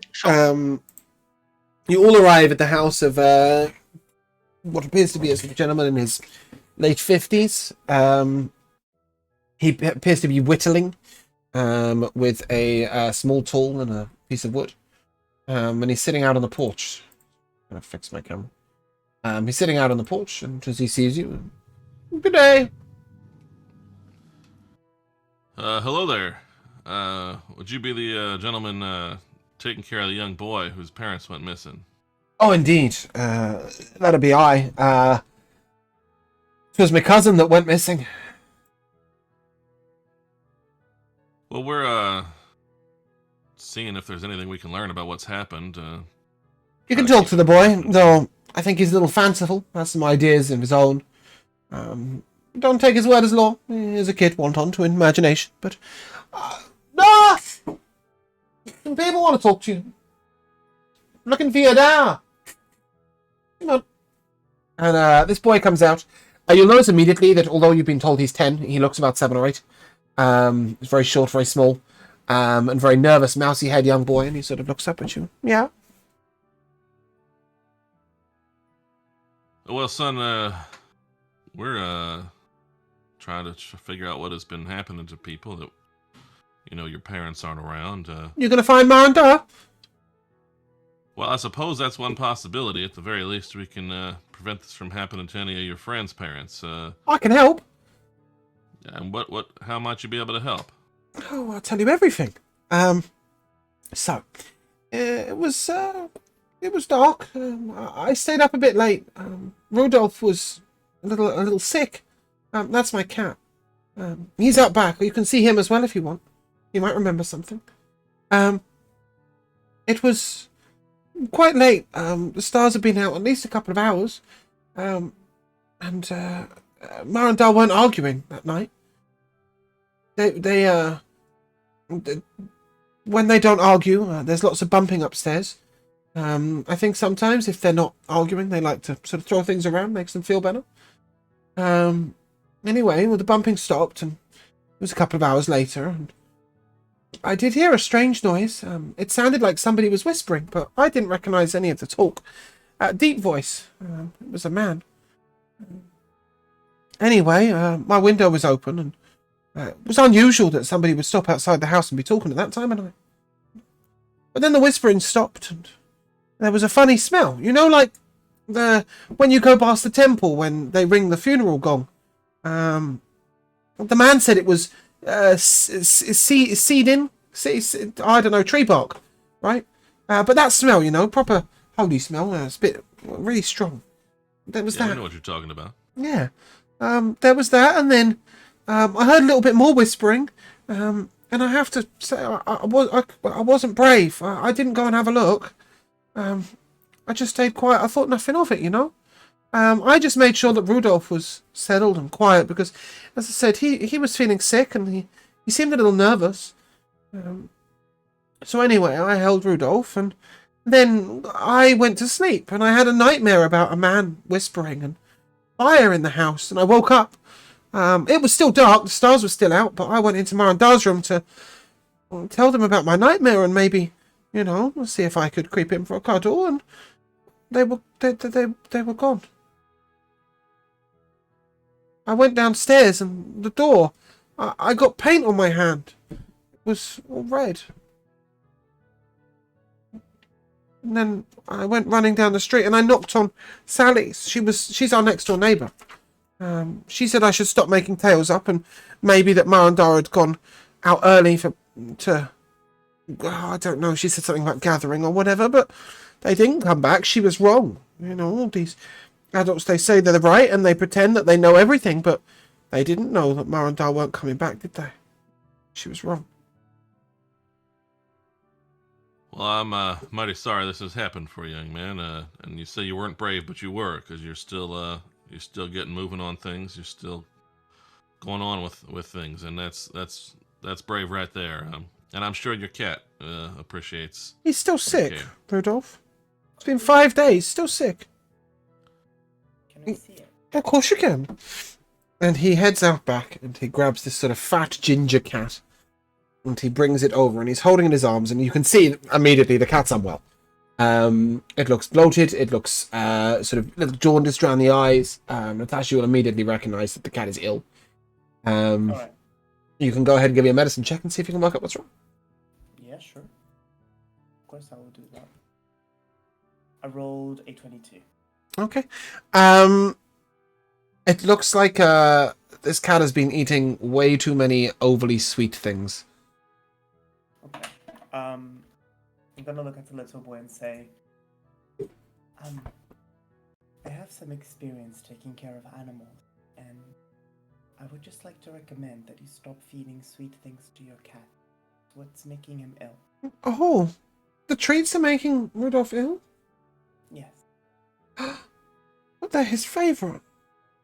Or maybe just one a day? Maybe one every other day, just in case. Okay. What about the fish? Can he still have the fish? Yeah, the fish isn't sweet, so he'll be okay. I take the bones out. Good. Would you mind if I looked at the cat a little bit? Of course. Closer? Of course. And he's sort of very, you know, you can see that this cat is like not just his prized possession, but it's also the only family he's got left, right? So he's very hesitant, but he does hand it out very trustingly. So I'm going to cast Lesser Restoration to end the disease that is afflicting the cat. The cat immediately proceeds to vomit sort of on the floor over there, and little bits of... You even see, like, it's had boiled candy. You know, it's not just treats, it's also, like, kids' sweets. I'll look at the floor and see. And it looks a lot better. Right, now that the cat is a lot better, it is time for me to cast my first ever druid spell. Oh dear. Here we go. I will cast Speak with Animals. Mm-hmm. And I'm going to look at the cat and say, I hope you're feeling better. Yes. Rather splendid, in fact. That's good to hear. Would you mind if I asked you a few questions? Oh, go on then. Humans always thinking you're important. Ask away. The night of Noah's parents missing, did you see anything of importance? The fat man and his wife, they went off. Yes, they were in the house and then they weren't. They got dressed and then disappeared. I could hear them. Did they act in any weird manner, or did you see anyone else coming in? All humans act weird. Did they act out of their normal behavior? Well, I don't know. No human is consistent enough to work that one out. Regardless, they disappeared. That's what I remember. And that blasted man dropped that awful smell. I couldn't smell properly for at least 3 days. The blasted man? Oh, the fellow that turned up and started burning things in the house. Wouldn't stop muttering constantly. Do you remember the colors of what he was wearing or any scars on his face? I didn't see him, but I smelt him. What did he smell like? Well, I told you, the blasted man was dropping all this cedar and... Yes, I couldn't smell anything else for 3 days. Wouldn't stop muttering. Wouldn't shut up. Obviously you don't speak common, but were there any sounds that you've retained? Anything specifically he might have done? He had a deep voice. Any other details you might have spotted? Strange smelling woman outside. A woman? Yeah, she smelled weird. Did she also smell like cedar? No. It was her I smelled first. And what did she smell like? Wine. Wine. Lots of wine. Did her clothes that she was wearing, did they seem tattered and old, or did they seem new? Didn't look. That's me, you are very interested in their clothing. I'm trying to figure out if they're a servant or... Because there is only one place that I know that contains wine, and that is in a palace. Why am I telling this to a cat? Yeah, the cat sort of is wondering the same thing right now. The rest of you can see Natasha holding the cat and going meow meow meow meow meow meow meow. And I'll just end with any other particular details you might have spotted. Just cold. Cold. In the house, not out the house. While those people... When the man came, it was cold. It was cold. It was all cold. Thank you for your help. I truly hope you feel better. Yes. I'll hand him over back to Noah. He immediately And starts to later, purr I'll and sort of leave this rub his to head up against the boy's chest. And the boy looks at you. Is Rudolph better? Yes. Is there anything you want to say to him? I tell him every day that I love him. He's special. Don't worry, he knows. I'll tell the cat that Noah loves him. He'll tell you he knows. Aww. And with that, the boy sort of looks up and... You're going to find Ma and Da, right? I will try my best. And my friends, too. Da said that's all anyone can ever ask, is that we try our best. You do that.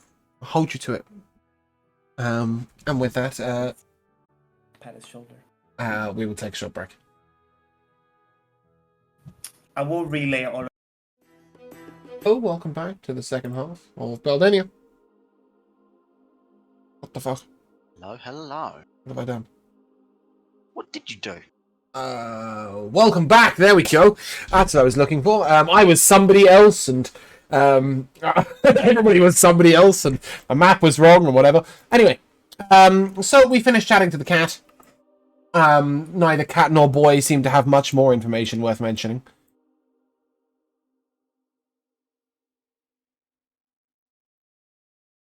It's 3:30 in the afternoon.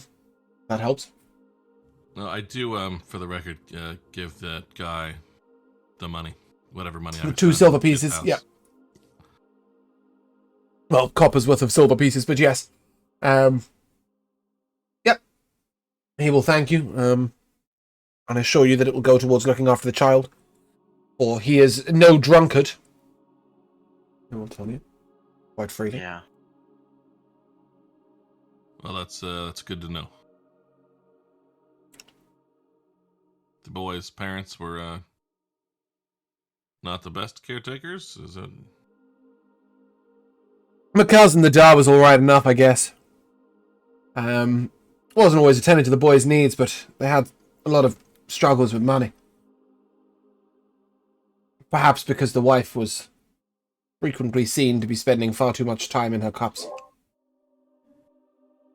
I see. I gather little Rudolph there had picked up on some of that. Ooh. Rudolph quite specifically had smelt a girl outside the house before the couple disappeared, who smelt of wine. But yeah, Right, potentially. Could easily have been the wife. But no, they were good enough sorts in their own, I guess. Besides, I'm no man to judge someone else. all right, then we'll see what we can do. Thanks. Friends, before we head over, first of all, I'm not sure. Well, she won't be around, but we could take a look around before the woman gets back. But I do wonder if it's worth us spending whatever we need to use to make sure we're not being followed right over to this situation. I mean, otherwise, I can't imagine. Well, perhaps whoever this is would be bold enough to act even with us lying in wait, but wouldn't want to waste the night because they know we're there, especially if we need to get out of town before long. Torin will tell you that his divine sense does not sense a fiend anymore. All right, well, maybe we best make sure one last time before we get set up or something like that. But yeah, guess we can go look around. It's not too far from here. So, Flatfish's place? Yeah, I mean, she may not be back for some time, but we can look and see, and maybe she'll be there. Okay. As you head on over, there are 2 kids at the house. One is a girl. She appears to be 14, maybe 13, and she appears to be weaving nets, sort of making twine and then getting the twine into rope and the rope into nets. And the boy is hard at work scraping at some scrimshaw. He appears to be perhaps 15. They're sort of out in the... So none of these houses really have like a specific garden or yard, but people seem to have like lots of stuff just surrounding their house. So he's doing the scrimshaw outside so as not to leave any of the scrapings on the floor, as is she. So they've sort of knelt down outside Sal's house. The door is open to her house, and you will see that there is a red painted X across the door. Hello there, young folk. Oh, hiya. What can I do for you? Well, we're just trying to help out. We're looking into some of the things that have gone on. I guess you're aware of that marking on your house there. Yeah, Ma says not to worry about it. She says she'll gut him like a fish, just like she did our dad. Well, I'm sure she will, but thought we might be able to help her in that regard. Perhaps she's not home yet. I take it. Oh no, she won't be home for another hour or 2, depending on how the fish are biting. Sorry, really quickly. Did he just say she's gonna gut him like a fish, just like she did to our dad? Yep, that's exactly what he said. The girl hasn't spoken at all, and that is exactly what he said. Yes. Now that's weird. What's weird, man? Oh, I said that out loud. I'm sorry. It's just that murder being spoken of so. Murder? Who's talking of murder? Is it not? Who's talking about murder? Like a fish? Oh, you mean our dad? Well, I suppose you could interpret that as murderous if you like, but as far as Miles is concerned, the lying, cheating scum deserved it. Well. Natasha's just gonna go to a corner because this is a bit weird. Well, you see, he mistreated another girl, didn't he? He was most definitely deserving of it, accordingly. I Mistreated. took what was his without permission, if you get my gist. And Yeah. what it was that belonged to her couldn't be taken in a bag or sack, if you know what I mean. No, I get you. Yeah. Ma cut him up real good, she did. He was a bastard anyway. But you were going to help. How are you going to help? What's around? You don't look like much like you belongs in this quarters anyway. Well, some of that misplacedness is more recent. We might fit in around here better than you think, or at least we would have up until not long ago, but...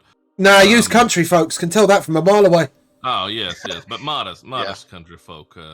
Oh, be that as it may, I don't mind if you're rich or poor, but you wouldn't fit in round here in a million years. It's all in the way you look around, you go gawping. Well, indeed, but we're looking around in this case for anything that might be able to help with all these disappearances. It would be major inconvenient to be taken away by some weird extra in people. Yeah, exactly. And would you mind if we just poke around at the house for a moment? Oh, you do you. As long as you keep your fingers to yourself, you may take. You can go and have a look wherever you want. Sebastian, you stay outside then. Brutalized. Love it. Yes. Yep, sure. Got quick fingers, have you? Anyway, what he called you Sebastian. You full on. You talk. Sebastian just kind of cocks his head at him. And then just goes, meow. He said he doesn't talk. I am a great cat and dog. Oh, my sister doesn't talk either. She's been traumatised since Dad was gutted. She don't say no words at all. She's quite good with the weaving, though. Do you? And these sort of elbows are really hard on the ribs, and you don't talk at all, do you? I'm not sure hitting her would be necessary. Oh, she don't mind it too much. She gets knocked around by the lads up tavern as well. She seems to not mind that either. I was going to say it's nice to see you haven't taken too much after your father, but that thought may have been a bit premature. And I would like lean over to Sebastian. You know how he said she doesn't talk? Maybe she thinks? Like, you know, in the thoughts, maybe you can read them?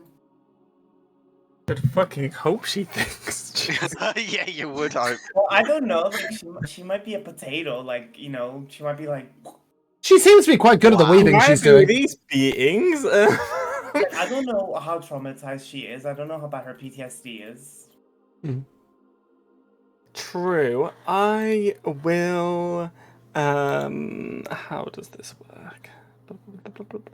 Target, is it? Okay, I'm gonna reply. Okay, cool. So the orb's gonna like start glowing, and then like it's gonna start glowing orange on my head, and I'm gonna message her saying, Why, what's that you're doing?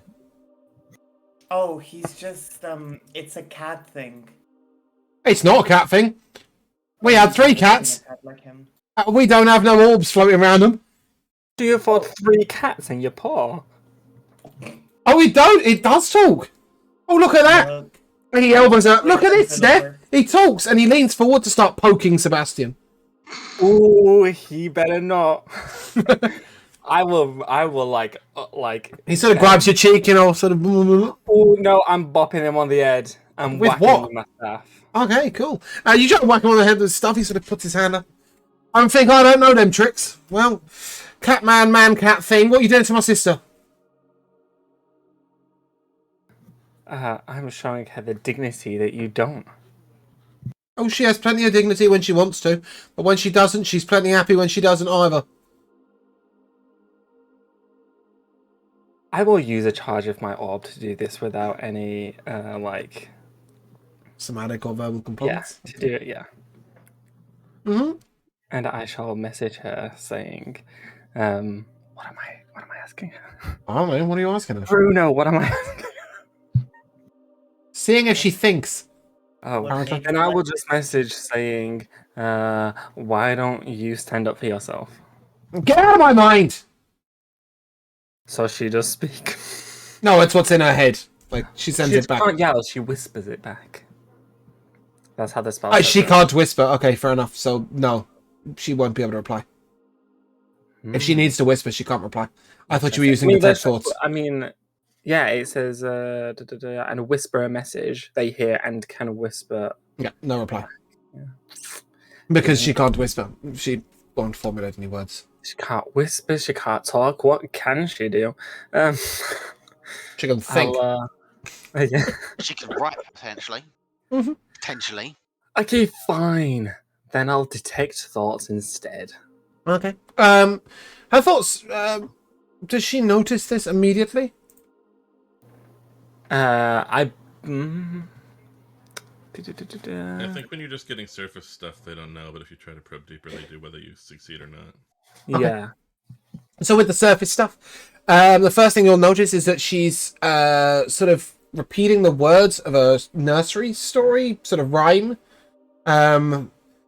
that perhaps somebody has said to her as she weaves, and it's a rhyme about the weaving. You know, a bobbin and a weaving and a needle and an up and a needle and a down and a bobbin and a weaving, and it's keeping her in rhythm, and she's moving her hands in rhythm with it.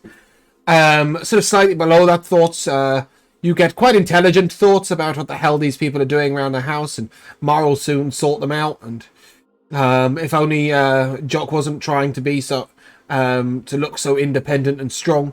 Okay, I'm gonna direct her thoughts by asking her, not telepathically or anything, obviously, but I'll ask her why she doesn't stand up for herself. Idiot boy thinks we don't stand up for ourselves. What the hell does he think the knife's for? And then, because I don't want her to know that I'm in her mind, so I'm gonna like pause and be like, okay, she's not answering. Then I'll be like, do you get beat up? Why did he say in like the tavern? Knocked about, not beaten up. Oh, sorry, knocked about. Do you like being knocked about?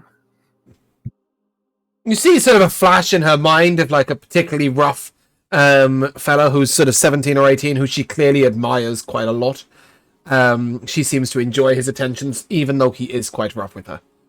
Oh, she's gonna go all Harley Quinn on this city. Then I'll. She's definitely both intelligent and perfectly capable of thinking, and seems to be in control of her own decisions and mind. She also seems to think her brother is a complete idiot. Interesting. Likewise. It should be mentioned while this is going on, so we're just going to leave that for a moment. Hennick and Kiavo, you go wandering into the house. Before I Yep. do, I would like to take a little look at the door. How fresh does this paint look? Is it a day old? 24 hours? Yep. Yeah. Alright, okay. It's not blood. So, Definitely paint. not blood. Nope. Definitely paint. Paint as ever. Yeah. No unusual smells so far. Nope, nothing at all. I mean, paint smells like paint, but only if you get really close to it. Course. But no, as you sort of enter in the house, this is a very well-kept house.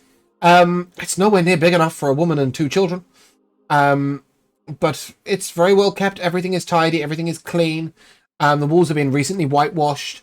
And you will see a selection of fish knives laid out both in the kitchen and by Sal Flatfish's bed. Sorry, one more time. Go over that one last. Selection of fish knives both in the kitchen and by the woman's bed. That's why they were saying. Well, That's why she's you clearly might have preparing to defend herself. Everything is sort of really well kept, looked after. The kids' toys are sort of there are some toys around, and they're quite neatly stacked in one corner.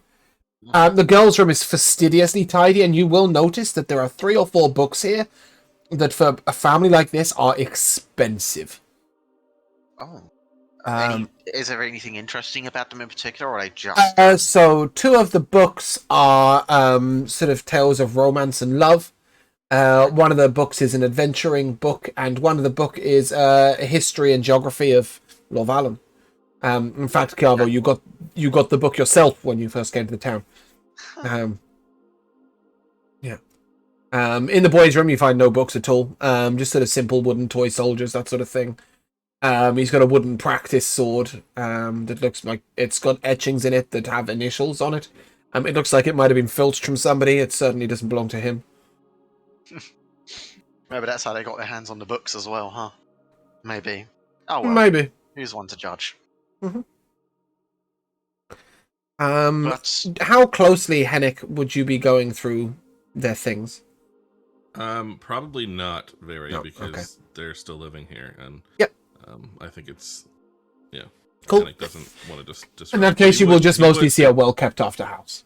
Yeah, he would mostly be suggesting to Kiavo that that's the first thing. That's the thing I want to be doing specifically. Yes. Sorry, Joe. Can you finish what you were saying?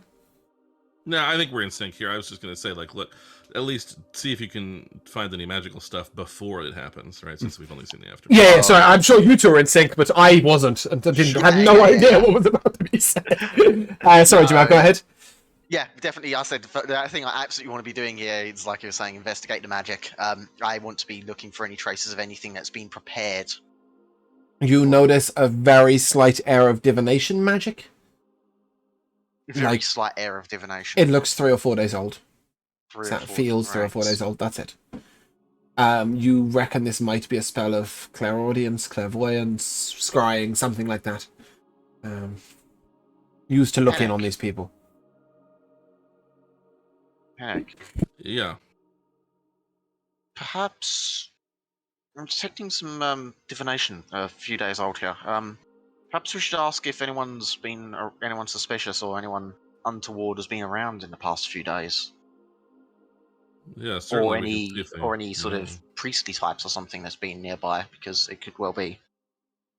I mean, I don't know too much of it, but it sounds to me like the whole point might be able to look in on them without being around, but it's certainly worth asking. Yeah, that might be a touch.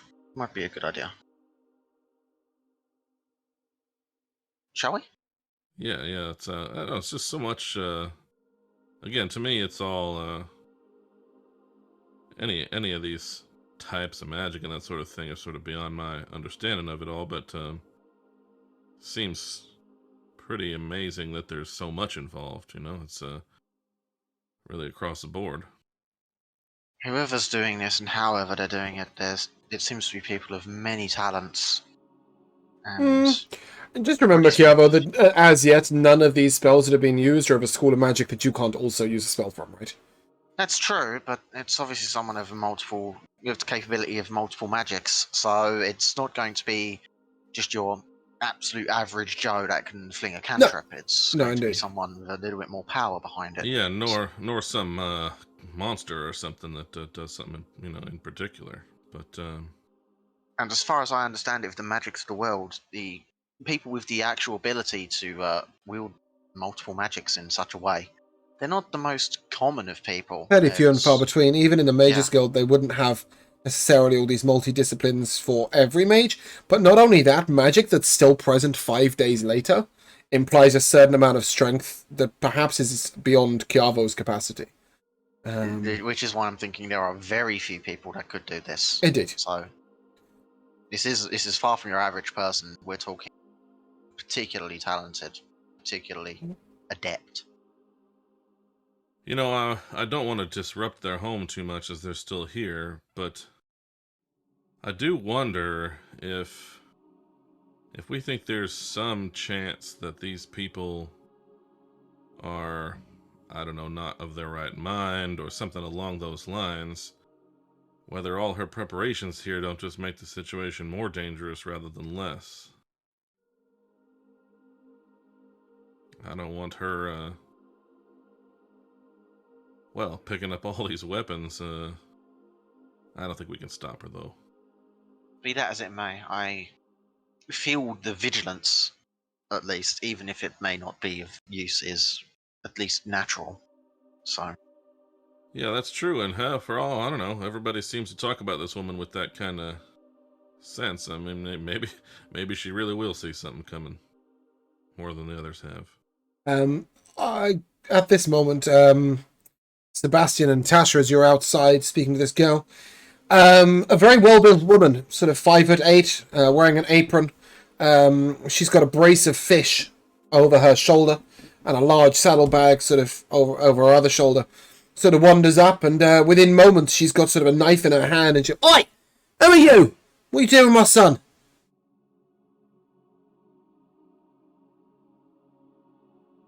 We're just I'm gonna investigating. look at her, tilt my head, and say, "Yeah."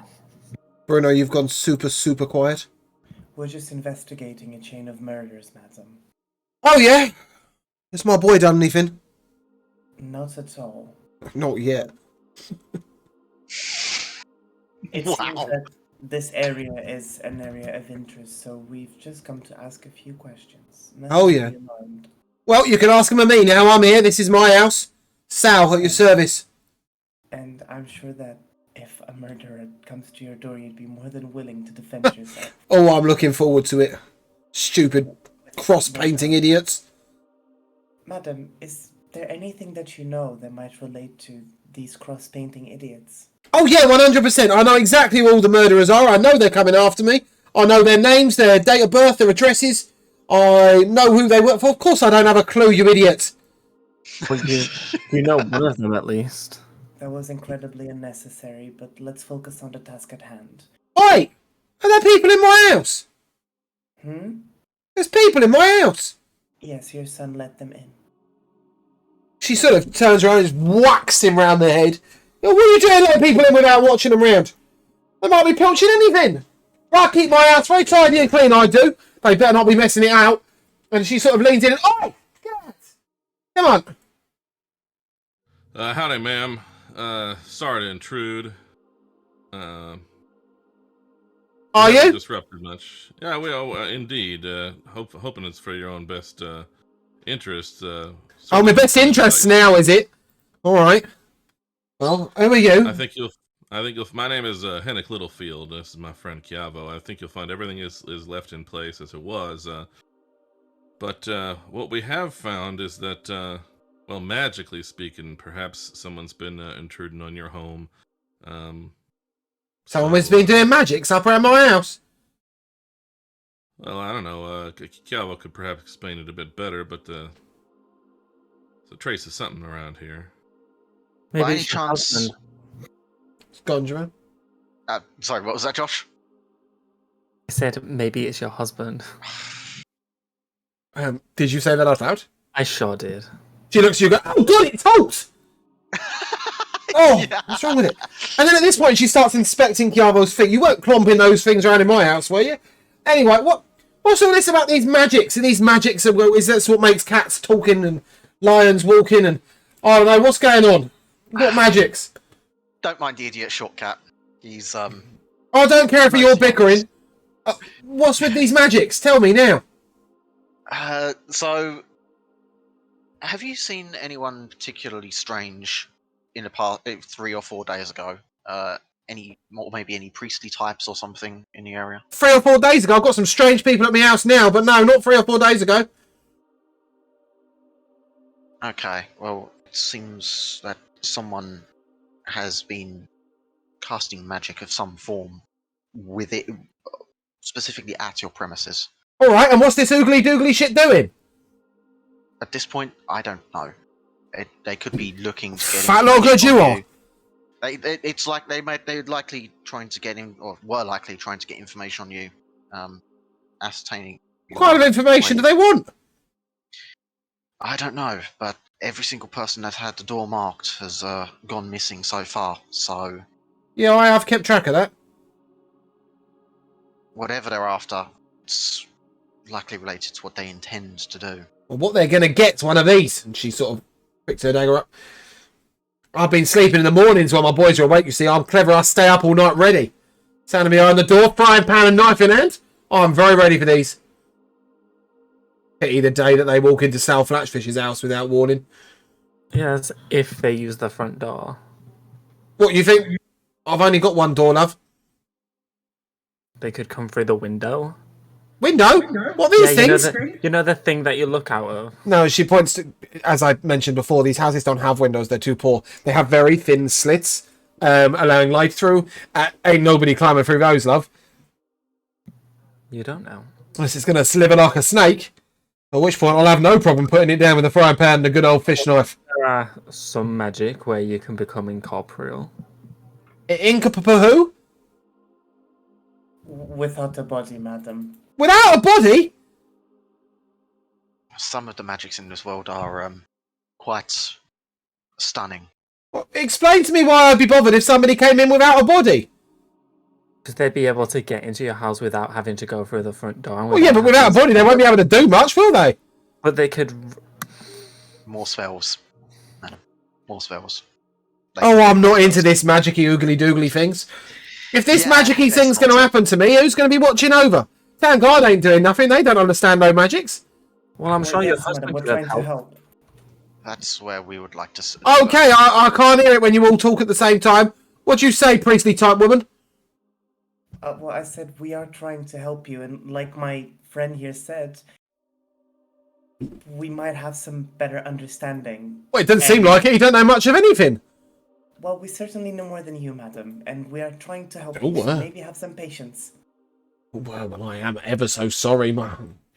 It's holier than thou. What about you, cat person? What were you saying? Said that maybe your husband could have helped you? What husband? I gutted that bastard 12 years ago. Yeah, why was that? Well, he went taking things that weren't his from next door neighbour's daughter. He most definitely deserved it. Interesting. And whilst we're on that topic, why do you hit your kids? Hit my kids. I treat my kids very well, I'll have you know. They're fed, they're looked after. I've even saved up money to buy my daughter some books. She does love reading, you know. Proper books. You literally hit your son 5 seconds Well, ago. yeah, he was being an idiot. That's called discipline. Maybe if somebody had given you some discipline, you wouldn't look like that. Make him in save. I'm serious, make an int save. Oh, an int save? Sorry. Yeah, I'm serious, make an intelligence save. Oh no! Why? Oh yes, this bitch deserves it. That's a 13. Boom, you failed. 14, sorry. You still fail. Yeah. What she failed? What have you done to her? The orb glows orange as her head does. I am Tasha mind whipping this bitch. No. Oh, lovely. Okay. Yeah. I will not be mind whipping anyone. And that's 12 psychic damage. Yeah, I mean, I think it's fair to say that we won't let her do the full 12 psychic damage. I don't think Sebastian's trying to kill her. I don't want to kill her. I just want her to Okay. So it's fair to say you give her a short, sharp shock. She steps back and starts looking around suspiciously and... Oh, I don't feel right. Something just happened in my brain. Is that some of that oogly-doogly stuff? Maybe you should rest. Lie down, maybe. No, I've got to cut the fish up. Got to cut the fish, otherwise my children don't get to eat. I've got stuff to do, work to be done.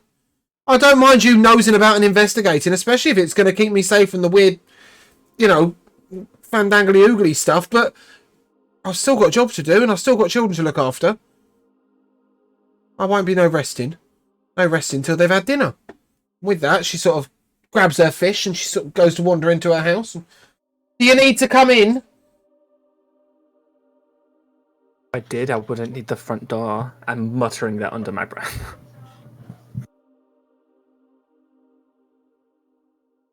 Do you need to come in again? Not at the moment, ma'am. I like you. You know your mams and sirs. Bit of polite. It does go a long way, you know.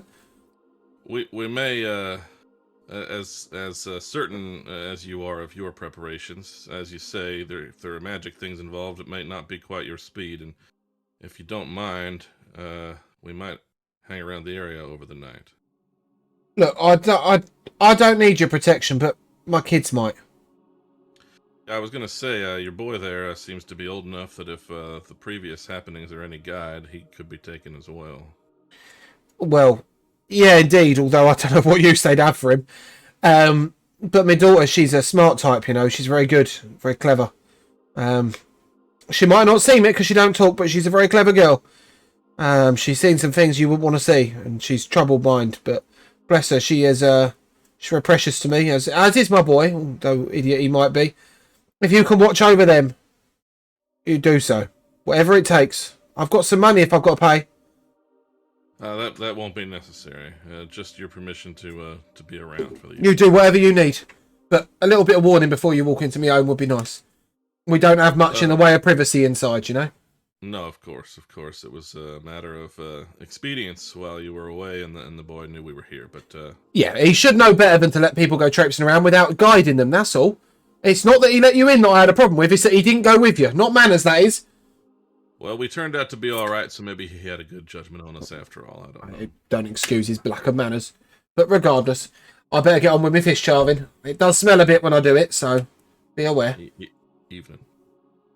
And I'm going to come out to where all the rest of the party is, and I'm going to say to everybody else, listen, y'all, if this group don't learn to draw a distinction between helping people and trying to change the way they do things in their own way,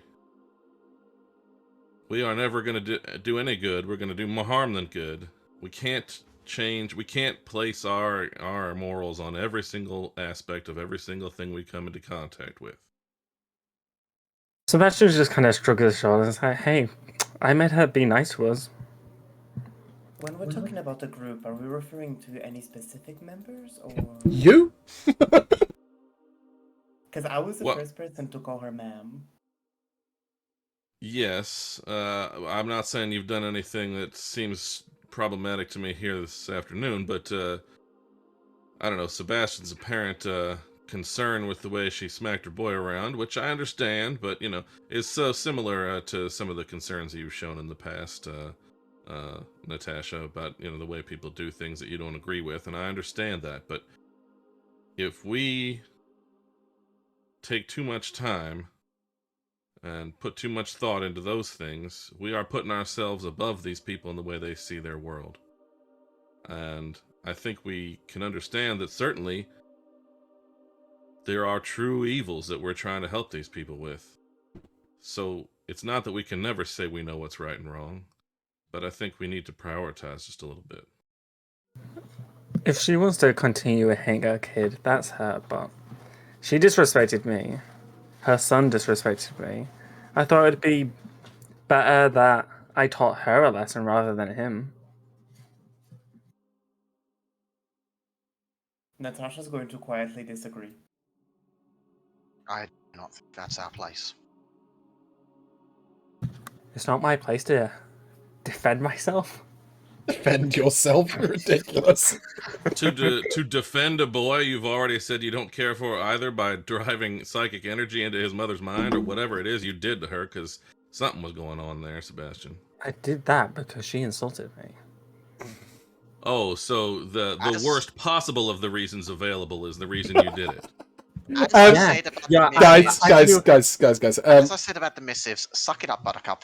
I think it's fair at this point to say that this conversation probably carries on a good hour or so, and we shall not roleplay the rest of it through. Regardless, Sure. Are we looking to maintain a vigil at the Flatfish home tonight?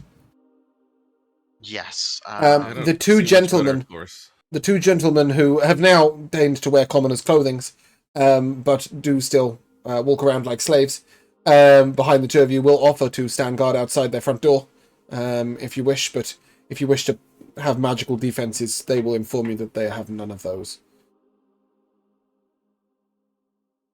I would be a little concerned about y'all being too close to the house. We don't know what happens to these people, and we don't want it to happen to you.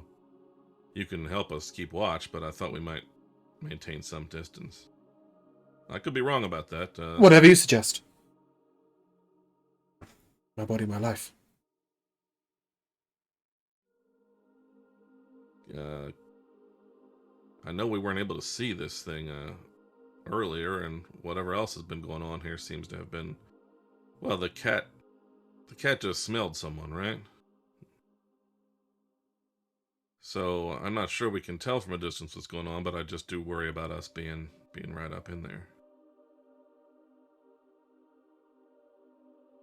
I mean, is there any place around that we could sort of be outside or anything like that? These It's gonna be just these a areas bunch of are houses, right? packed with houses and little alleyways and sheds and outhouses and all sorts. Yeah, you could be 10 foot away or 30 foot away, and you could easily be sort of trying to hide behind different walls and precipices. Is there That's enough of a cool. clearing to pop something down that's relatively small? I need a I'm trying to find small the in exact comparison to dimensions. what? Is it a small planet or a small chair or a small person? I mean, Radius. yeah. Does it need flat ground? What is it, Jamil? Just be more I was just specific. wondering if I could pop down a Lehman's tiny hut and sort of Does try it to- have any visible? Is there anything visible about Lehman's tiny hut? I think there is, right? Yeah, the whole thing is visible, but you can change the color of it to kind of blend in, I think. Yeah, okay, no, it is a immovable dome. Okay, yeah, well, there's no way we can. Dome is disguise opaque that. on the outside of any color you choose, but it's transparent on the inside. Yeah, so you wouldn't be able to camouflage it, but you could, by all means, if it makes it more comfortable, put a little further over. If you start oogly-doogling too near to Sal Flatfish's house, she might ask what you're doing, but apart from that, maybe grabbing some dinner at the inn and Yeah. returning a little later might be a good idea. Before we go, I am gonna spend 10 minutes, humming magical notes, as my the crystal on my stuff pulsates, and I'm gonna cast Mordecai's Private Sanctum so that divination spells can't appear in the house, and creatures in the house can be targeted by divination spells. Nice. You will feel a very brief moment of resistance when you do this, that you clearly managed to prevent. So perhaps somebody was even at that time trying to scry in some way. Hennick, the slave gentleman, sort of nods to you and leans down and, might I... a word? Of course, speak your mind whenever you like. Did you mean what you said about being free? Indeed, yeah. My brother and I, and he gestures towards the gentleman who stood next to Natasha. We are well trained in fighting. We would like to take work as guard, though if you'll have us, it is you we'd like to guard. But he gestures towards the short sword he stole. We have but one weapon between us. Oh, I'm sure we can equip you otherwise. If you insist on staying with us, you certainly don't have to. I'd like to within the city. I don't know if we want to travel with you to lands afar. We are far from home. But within the city, for a few days, the food and shelter is most appreciated. Well, that makes fine sense.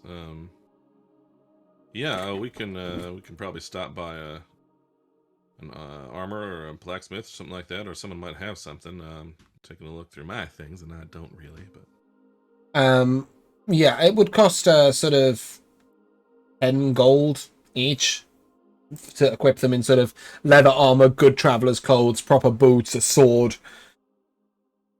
So if you can spare 20 gold, then they'd much appreciate it, and in exchange for that, they will gladly guard you until the day you leave the city. At which point you can discuss terms of employment. they are so equipped. Fantastic. And he sort of nods at you and he says, I am Kento Khan. This is Keoke. Keoke is is Natasha's man.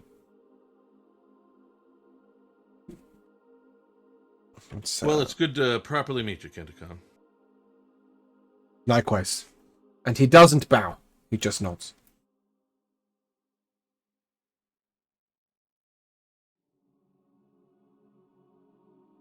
Well, I guess we should all just have a repast and head back on over there. Mm-hmm.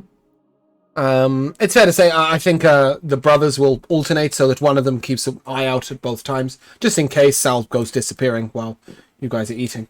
But sure enough, you get to sort of 8:30, 9 o'clock at night, the sun begins to set. And Sal sort of comes out and starts wandering around and looking about, seeing if she can see you. Do you make yourselves known, or...?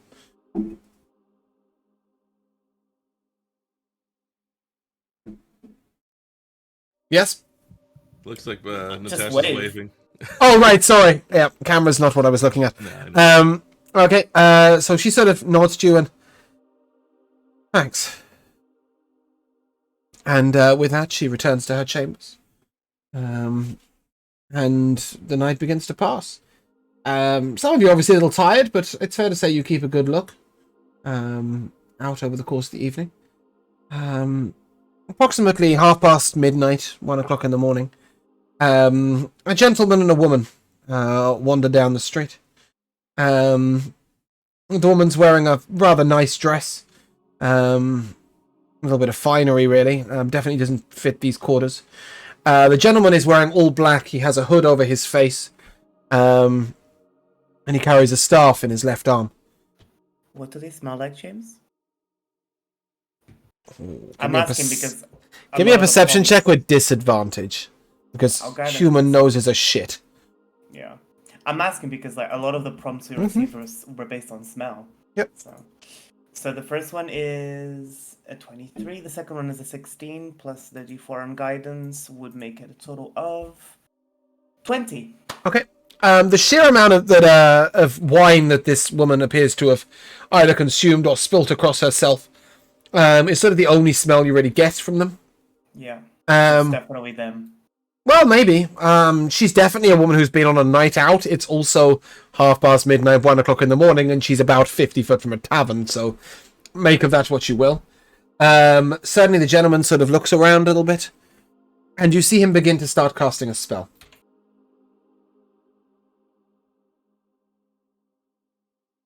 Casting a spell. He is indeed. Chiavo and Sebastian, you can both give me an Arcana check to see whether either of you can work out what's going on. 24. Josh, when you press your microphone, you have to wait a second before speaking. I only ever get the last syllable. 24. 24. 15. 15. Okay. Chiavo, you recognize this to be a divination spell. Sebastian, you recognize that he's not targeting the house of Sal Flatfish, but is instead casting in his general vicinity. And sort of after a while, he completes his spell and he turns to the woman and he leans very close to her and says something quietly. And they continue on walking down the street. They sort of look over a little bit, almost directly at one of you, though you appear to be hidden enough well that they don't look straight at you, but at the area where you are, and then continue away. A couple of hours later, perhaps 3, you see a strange red glow inside Sal Flatfish's house. Strange red glow. Mm-hmm. Like somebody's lit a torch and then poured powder in it to make it red.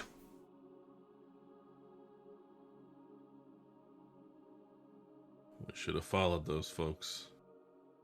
But I didn't want to leave. Should we head over to Sal's place now then? Yeah. Okay. As you reach Sal's Flatfish's house, you notice one thing. There is no X on her door. There is no X. Not anymore. Are you going in? Is the door is the door open or? It's... You will remember from being inside Sal's house that she didn't have a particularly good door bar or latch. A solid push will open the door. I'm just gonna call out, or even knock on the door and call out. Yeah. Madam Flatfish, are you awake? The door swings open and she's got a knife in hand. Some trouble? Well, we're not so sure, but we saw the glow and we just wanted to make sure it wasn't something magical going A glow? on. She looks around. As the door opens, you see no glow. As the door had opened from her. Inside check from Chiavo and Sebastian. It's an 18. Yeah, I only needed one of you, so that's fine. I just needed a pass. Yeah, you get the impression that the red glow is kind of similar to when you guys cleaned stuff with prestidigitation. Ah. Perhaps somebody was removing that X. But the X is from on the outside of the door, right? Yep. So why would it be the glow from the inside? I don't think I said from inside the house. Didn't It was you? the house Oh, was glowing like Yeah, sort of like it's like the house glowed itself, right? The whole house Right, sort of had I this see, red I light see. emanating from it. Obviously, it will be difficult to tell whether it was from inside or outside from a distance, but it wasn't specifically like coming through the window or something, or because there isn't You really a said window. that But if yes, someone had magic, even cantrips, they wouldn't be poor. So if someone in the house can cast prestidigitation, They can't. they can't. None of the Look, three Hennick's an inside can idiot, cast it. but I know what's going on. Yeah, I think I Okay, figured somebody from a distance has cast a spell on this house to remove the X. That's it. That's all they've done, right? That's what happened, yes. Okay. Nobody inside is casting spells. Yeah, no. Do you think South Blackfish would call it Ooga Doogery if she understood how to cast magic? Hell no. why should I trust anyone at face value? True, maybe the mute is casting all the spells. She's found a way around the verbal components. Oh, wow, wouldn't that be amazing if that was the truth? Um, Oh my days. yeah, regardless. They knew we were here, so they changed targets. Either from a distance or with the close-up invisible person. Imp, whatever it might have been. Certainly Torin was divine sensing. He didn't sense any of that fiend around. Okay. I would tell you that for free. But the divination magic definitely hit you. Yeah. They've What's... switched target. I think you're right, Henrik. I think they've swapped targets. They've figured out they're being watched. Well, I'm sure it's of little use, but I guess we could try to see if there's any way to follow them. But in a dense area like this, it seems there's going to be very little trail, I would imagine. Are there any rats around? Yeah, plenty of rats. Can I speak with one of the rats? Sure. You managed to sort of get one's attention. I will break off a piece of ration, and I'm gonna say, "Can you smell wine?" Could you follow the stench, please? I will give you a ration in return. He sort of begins to run round wildly, like... This is the poor quarter, and most people drown their sorrows in wine. Everyone to this rat stinks of wine. Alright, so... Even Sal. He's had a couple. Sebastian. I'm gonna pick the rat up, and I'm gonna Just walk the one, in the direction... The one that I'm speaking with. And I'm gonna walk in the direction that they walked, see if I can maybe, give them a clearer... You get an immediate sort of alarm from the rat as it sniffs, and then suddenly it sort of says out, "Strange smell, strange smell, strange smell." What is it? Strange smell, can't smell anything. What is it, boy? What is it? You, with your passive insight, you will quickly work out that it has picked up a smell of cedar, and it can no longer smell anything else worth mentioning. Where's the smell coming from? Everywhere, all around. Guys, I think they might be around here. If you give it a good sniff, eventually you will be able to work out that there are two sensors, sort of dotted around that have been lit with cedars burning. If you then were to make your way around Sal Flatfish's house in a big circle, you would find another 4 of these. Oh. So they've lit them sort of in a circle around. Around the house? Yeah, Chiavo, give me a intelligence check, just a straight intelligence check. That's a 19. Yeah, the one thing you notice about these sensors is they're placed equidistantly, so evenly around in a large circle. The circle seems to be exactly 120 foot in diameter. You understand that these might be divine. It might be divine magic in nature or some sort of magic that Chiavo's not familiar with, but it definitely seems like these sensors are part of a magic.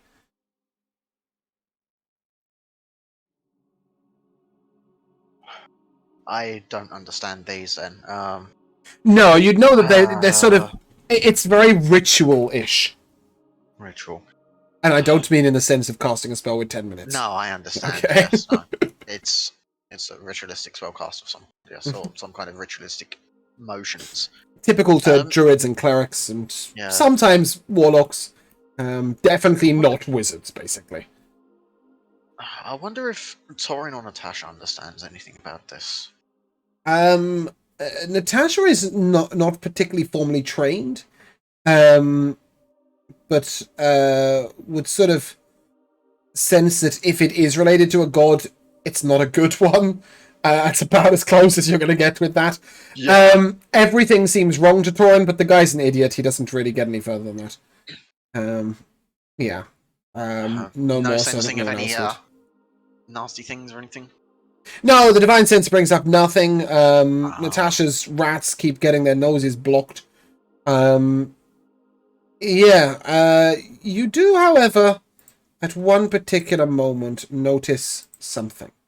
As you're moving around, one of these braziers, just next to it, there's a jagged jagged edge to a wooden box, to a wooden crate, upon which is a tiny little bit of silver silk. It appears to have been caught from someone's robe. I think it's my turn to be the light-fingered one. I'll take a peek at this silk. It's expensive cloth. It doesn't belong in this quarter. Right, for the time being, I'll pocket that because that could be something in relation.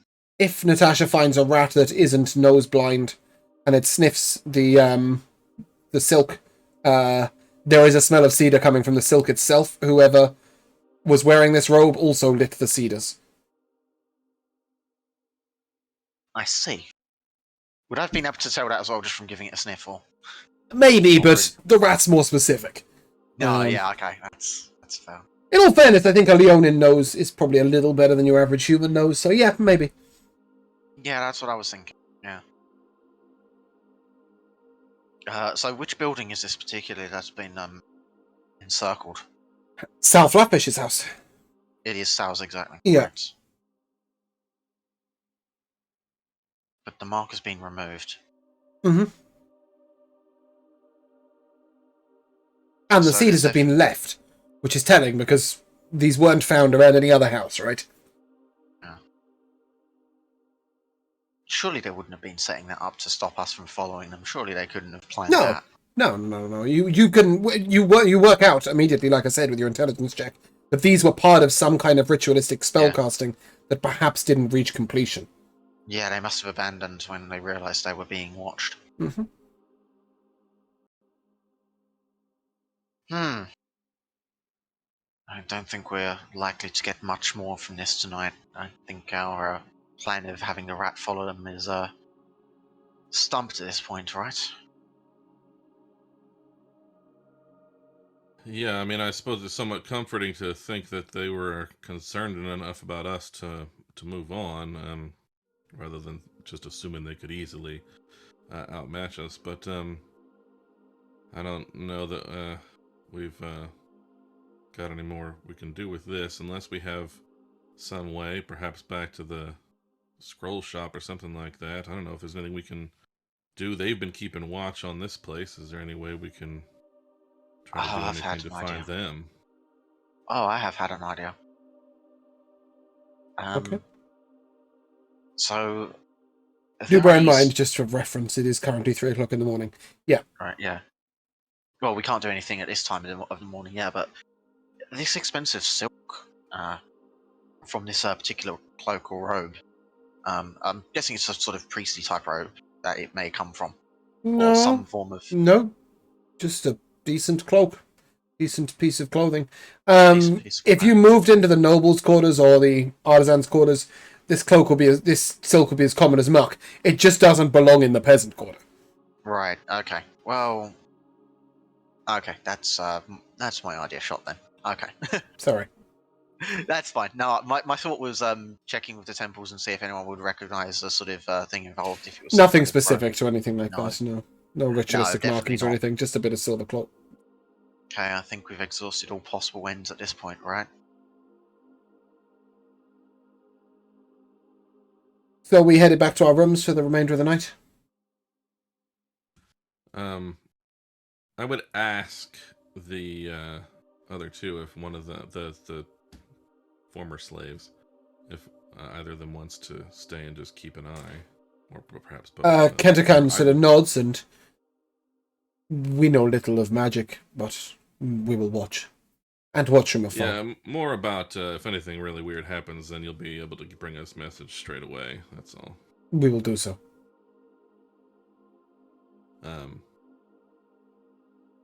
Yeah, I think I was like, should I be nicer and not ask them to do something for me? But I just bought them a bunch of stuff. So I feel no, they feel very, very glad that it has become a business transaction instead of them owing you their lives and souls. So yeah, they're very glad to do that. As you all head back to your rooms, nothing of particular unusualness passes. But Natasha, just as you're going to sleep, you could swear the eye on that shield is watching you. I'll cover it. Cool. How weird. The following morning... sorry, go on. Sorry. Knowing that the two are, like, running around casting spells, the people we were watching... yes, just to be very specific, you only ever saw the gentleman casting spells, never the woman. Sure, but regardless, I'm gonna cast Private Sanctum on the estate. Okay. Can you have 2 instances of that present, or are you letting it go on any cells? roll? Okay, cool. I think you can only have 1 instance of Private Sanctum. It just says that it has a... Oh, I have 3 charges, sorry. I have 3 charges of it. I understand that, but how does the actual spell itself work? It's just casting time 10 minutes, duration 24 hours. Oh, I see. Yes, it's only 24 hours, isn't it? Until you cast it like for a whole year. Yeah. Okay, cool. Yeah, so it will last 24 hours on cells, and you may do it here. Okay, great. Yeah, what are you specifying? Divination spells can't appear inside or pass through. We can't be targeted by divination spells. You can't teleport in. No planar travel. Can divination pass out? I don't see why not. Okay, cool. I'm wondering if the court mage is going to find himself having his work disrupted. Yeah, no, just nothing can come in. Yep. Divination or teleport wise. Mm-hmm. Okay, cool. The following morning, approximately 6 o'clock in the morning, just as the dawn is coming, Hennick, there is a knock upon your door. Yeah, I'll open it. A female halfling sort of nods and bows twice, and then, begging your pardon, sir, but the sender of this message felt it was urgent. This is from Beth, from the Temple of Shantay. Well, thank you very much. Let's have a look. And as you open it up, it says 9 people were taken from last night from 4 different houses. X's were drawn on all of them during the night. Sal was left alone. Get everybody together to the extent I'm able to. Mm-hmm. And let everyone know this. I don't know if this was going to happen anyway, or whether we made it worse. Maybe it was going to be all these people plus Sal, and we managed to stop that. But, I don't know. There was talk of potentially being able to move on today. I don't know how everyone feels. I feel like I have an appointment to go to, and I'm going to walk out the door. And I think at that point, we're going to leave that decision till next week. And we're going to end there. Okay. We will come to the timeless tradition of... actually, no, we won't. Sorry, bear with me a second. Around no MVP. Nope. Instead, we've got some gifts to give out first. Oh. Yes. To our magic users, a point in investigation. You two wizards. And to our non-wizardy people, a point in perception. To what's your name, Hennick. Sorry, and a point in animal handling to sorry, Joe a point in perception and Bruno a point in animal handling. Fuck me, my brain will not do character names right now. It just went blank. So yeah, just wanted to make sure I remembered to give out those gifts before turning to MVPs. Bruno, come to you first. I really enjoyed the little moment with Kiavo about the stars. I think Natasha's storyline is gonna go a little bit more from just following like the conceived ideas of good and evil and learning a little bit more about how the world works. So that was really nice and interesting as the start of the storyline. And I also liked Josh's goofing around with Sebastian. It always makes me chuckle. Even though as Natasha, it makes me want to pull my hairs out. As Bruno, I always laugh. So that was really nice. And I liked when Hennig came out and he was like, you guys are, like, you're not respecting these people. Like, you think you're better than them. That was really interesting. And I can't wait to see that unfold over the next few sessions. Because obviously, you know, Natasha isn't super argumentative with her party. She usually just agrees with everyone. So I'm interested in seeing how that's going to play out, where she actually disagrees with something the party's, well, said. I really liked she looks Hennig's up to. admonishment of sort of, you let these people decide what they want. There was also an element of me going as the DM, yeah, tell him to stop mind whipping commoners with 4 HP. Look at that bitch! No. But speaking of mind whipping commoners, I'll come to you in a second, Jamal. Unless you're, oh sorry, you responding to that? Yeah, I'm responding to. Go ahead. So, since you mentioned about the constellations, I specifically have one for you as well in mind. We'll come to that when it comes time, but there's. Exciting. I think it's probably the best one. Yep. To mind whipping commoners, Josh. Okay, first of all, fuck the bitch. But my MVP, like it's kind of the same as a Bruno's. I'm very interesting to see how the party goes forward with these conflicting ideas of how to approach situations and, you know, when to step away from situations. Mm-hmm. I think that would be really interesting. But my MVP is actually, even though I didn't like her, obviously I mind whipped her. I actually really liked her. I liked your portrayal of her, even though I didn't like her. If that makes sense. Oh yeah, that makes sense. Yeah. So no, I appreciate that. Sal's the character that I was very excited by. I think she's a very good portrayal of what the city folks who live in the poor districts are like. You know, a lot of tough love going on. You know, she does really care about her children and about what goes on, but at the same time, you know, she's quite a harsh woman, so I'm glad that came across well. Very compelling. Good. Oh, yeah. Jamal? I am gonna have to go for two things here. The first one, I will also agree with Hennig absolutely putting the verbal smackdown on people for being, well, judgy. I mean, sure, there's some things about being judgy which are warranted, but others which are like, this is this is going too far, especially mind whipping commoners. Can I just clarify? I didn't mind whip her because she beat her son. I mind whipped her because she was being disrespectful to Sebastian. Sure. But from her perspective, you were a large talking cat. She was surprised. You know what? She should still be respectful for people. Okay. Anyway, Jamal, your second one? You sure do sound like one of those honourable nobles, I would say. And the second one I have to say is the whole investigation thing. It feels like we failed and that we fucked up and we accomplished nothing. But at the same point, Sal and the kid, they're not dead. They're not gone. No. Nothing happened to them. No, So yeah. it feels not like a bad ending, but like the neutral ending. I feel like it could have You gone better, but- completely succeeded at what you set out to do and completely failed in finding any solutions. Yeah, and that was that was the realistic. That was the most likely result. There were potentials where you had other results, but that was definitely the most likely result. Yeah, it feels like it was neutral ending. I don't think we failed. I don't think we succeeded, but it made a change at least. So you know, Hopefully, it's going to be nice and difficult for you to leave now, as well as Maybe. also really needing to leave. Joe. So a couple things I really enjoyed. Josh Sebastian's like reason for, okay, fine, I'll come in and talk to the lady now. I'll leave the soup line.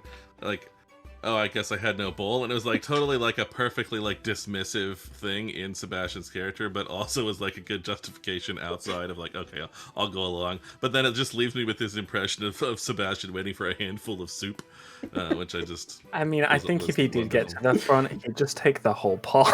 Right. I really enjoyed that too. And the son, I really enjoyed, not to highlight a sensitive topic, but I really enjoyed the son's description of what his dad did wrong.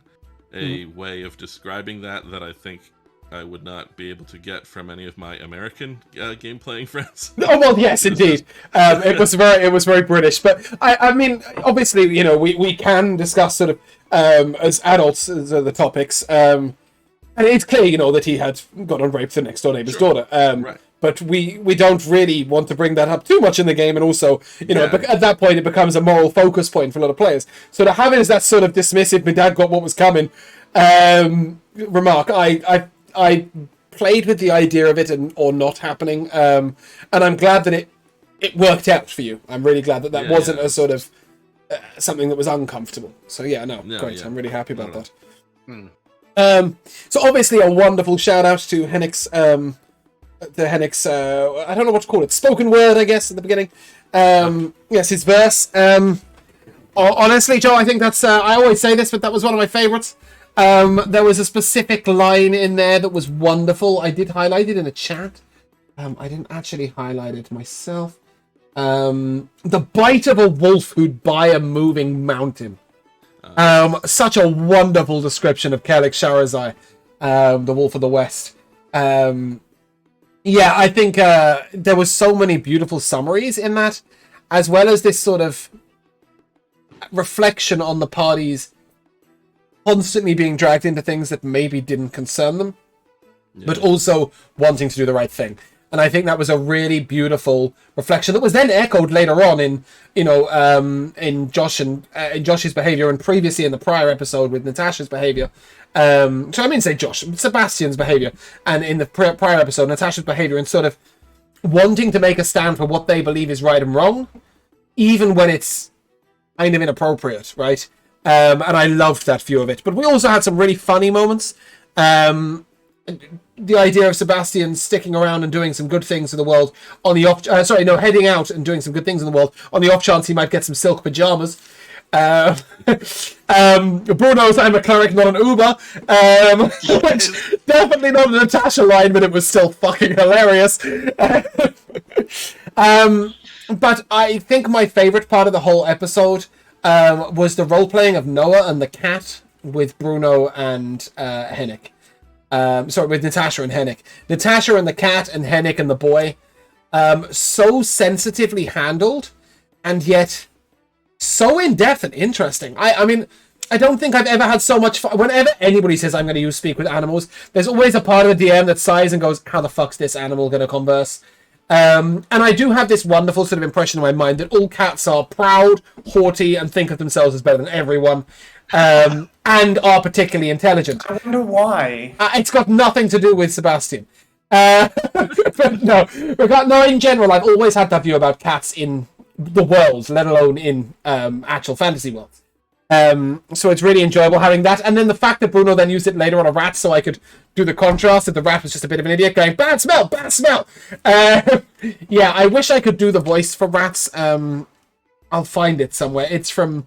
What's the film, Josh, with the rats in the sewers? Flushed Away. Flushed Away, yes. There's a sort of head of a thug group or something. He's a bit of a gangster. French. Yeah, he's if I could do that voice, every rat would speak like that, but I can't. Oh, to be no, sorry. The Italian New York voice, you know, the sort of gangstery voice. I'll find it on YouTube and post it in the because chat. the gangs are frogs, but the frogs are French. No, not the French guy. I'll find the voice. It's one of the rats. Anyway. Oh, by the way, just a little one as well is Hennick goading Sebastian into helping with the vampires, even though he didn't want to. But no, my overall MVP went back to Joe, I'm afraid, with the line when Natasha said, perhaps they're all possessed, and Henrik just said, well, maybe we should all just kill ourselves then. I was just like, yep, I love it. It was such... I mean, Henrik's sarcasm is always wonderful when it turns up, and that was just, yeah. So no, I had so much fun this session. I really hope you guys don't feel like we wasted 3.5 hours investigating something we couldn't solve. But obviously problems persist. And yeah, I really enjoyed this. So, a couple of housekeeping things. Let me just do some moving. Stormy Dragon Tavern, thank you so much for the raid early in the session. I believe Kennel Dogwood directed that raid, so thank you very much to you. And Stuff Viking, Alice, Shortcake, Arcanit RPG, Stormy Dragon Tavern, and Agent Kit, thank you very much for the follows. Welcome to Duck Pond. Stay the fuck away from my pond life. Which just goes for me to say, if you do want to catch up with our old episodes, feel free to catch them up on YouTube. All our episodes are there. Alternatively, you can join the Discord, and there's plenty of posts there. And soon, TM, there will be an Our Story So Far on our website, which is the duckpondlive.co.uk. And you can find many things there, including me going walking in nature. However, that is where we are going to end. So, if you guys would like to say goodbye, Goodbye. Catch you next Bye. session. I know. we shall see you soon.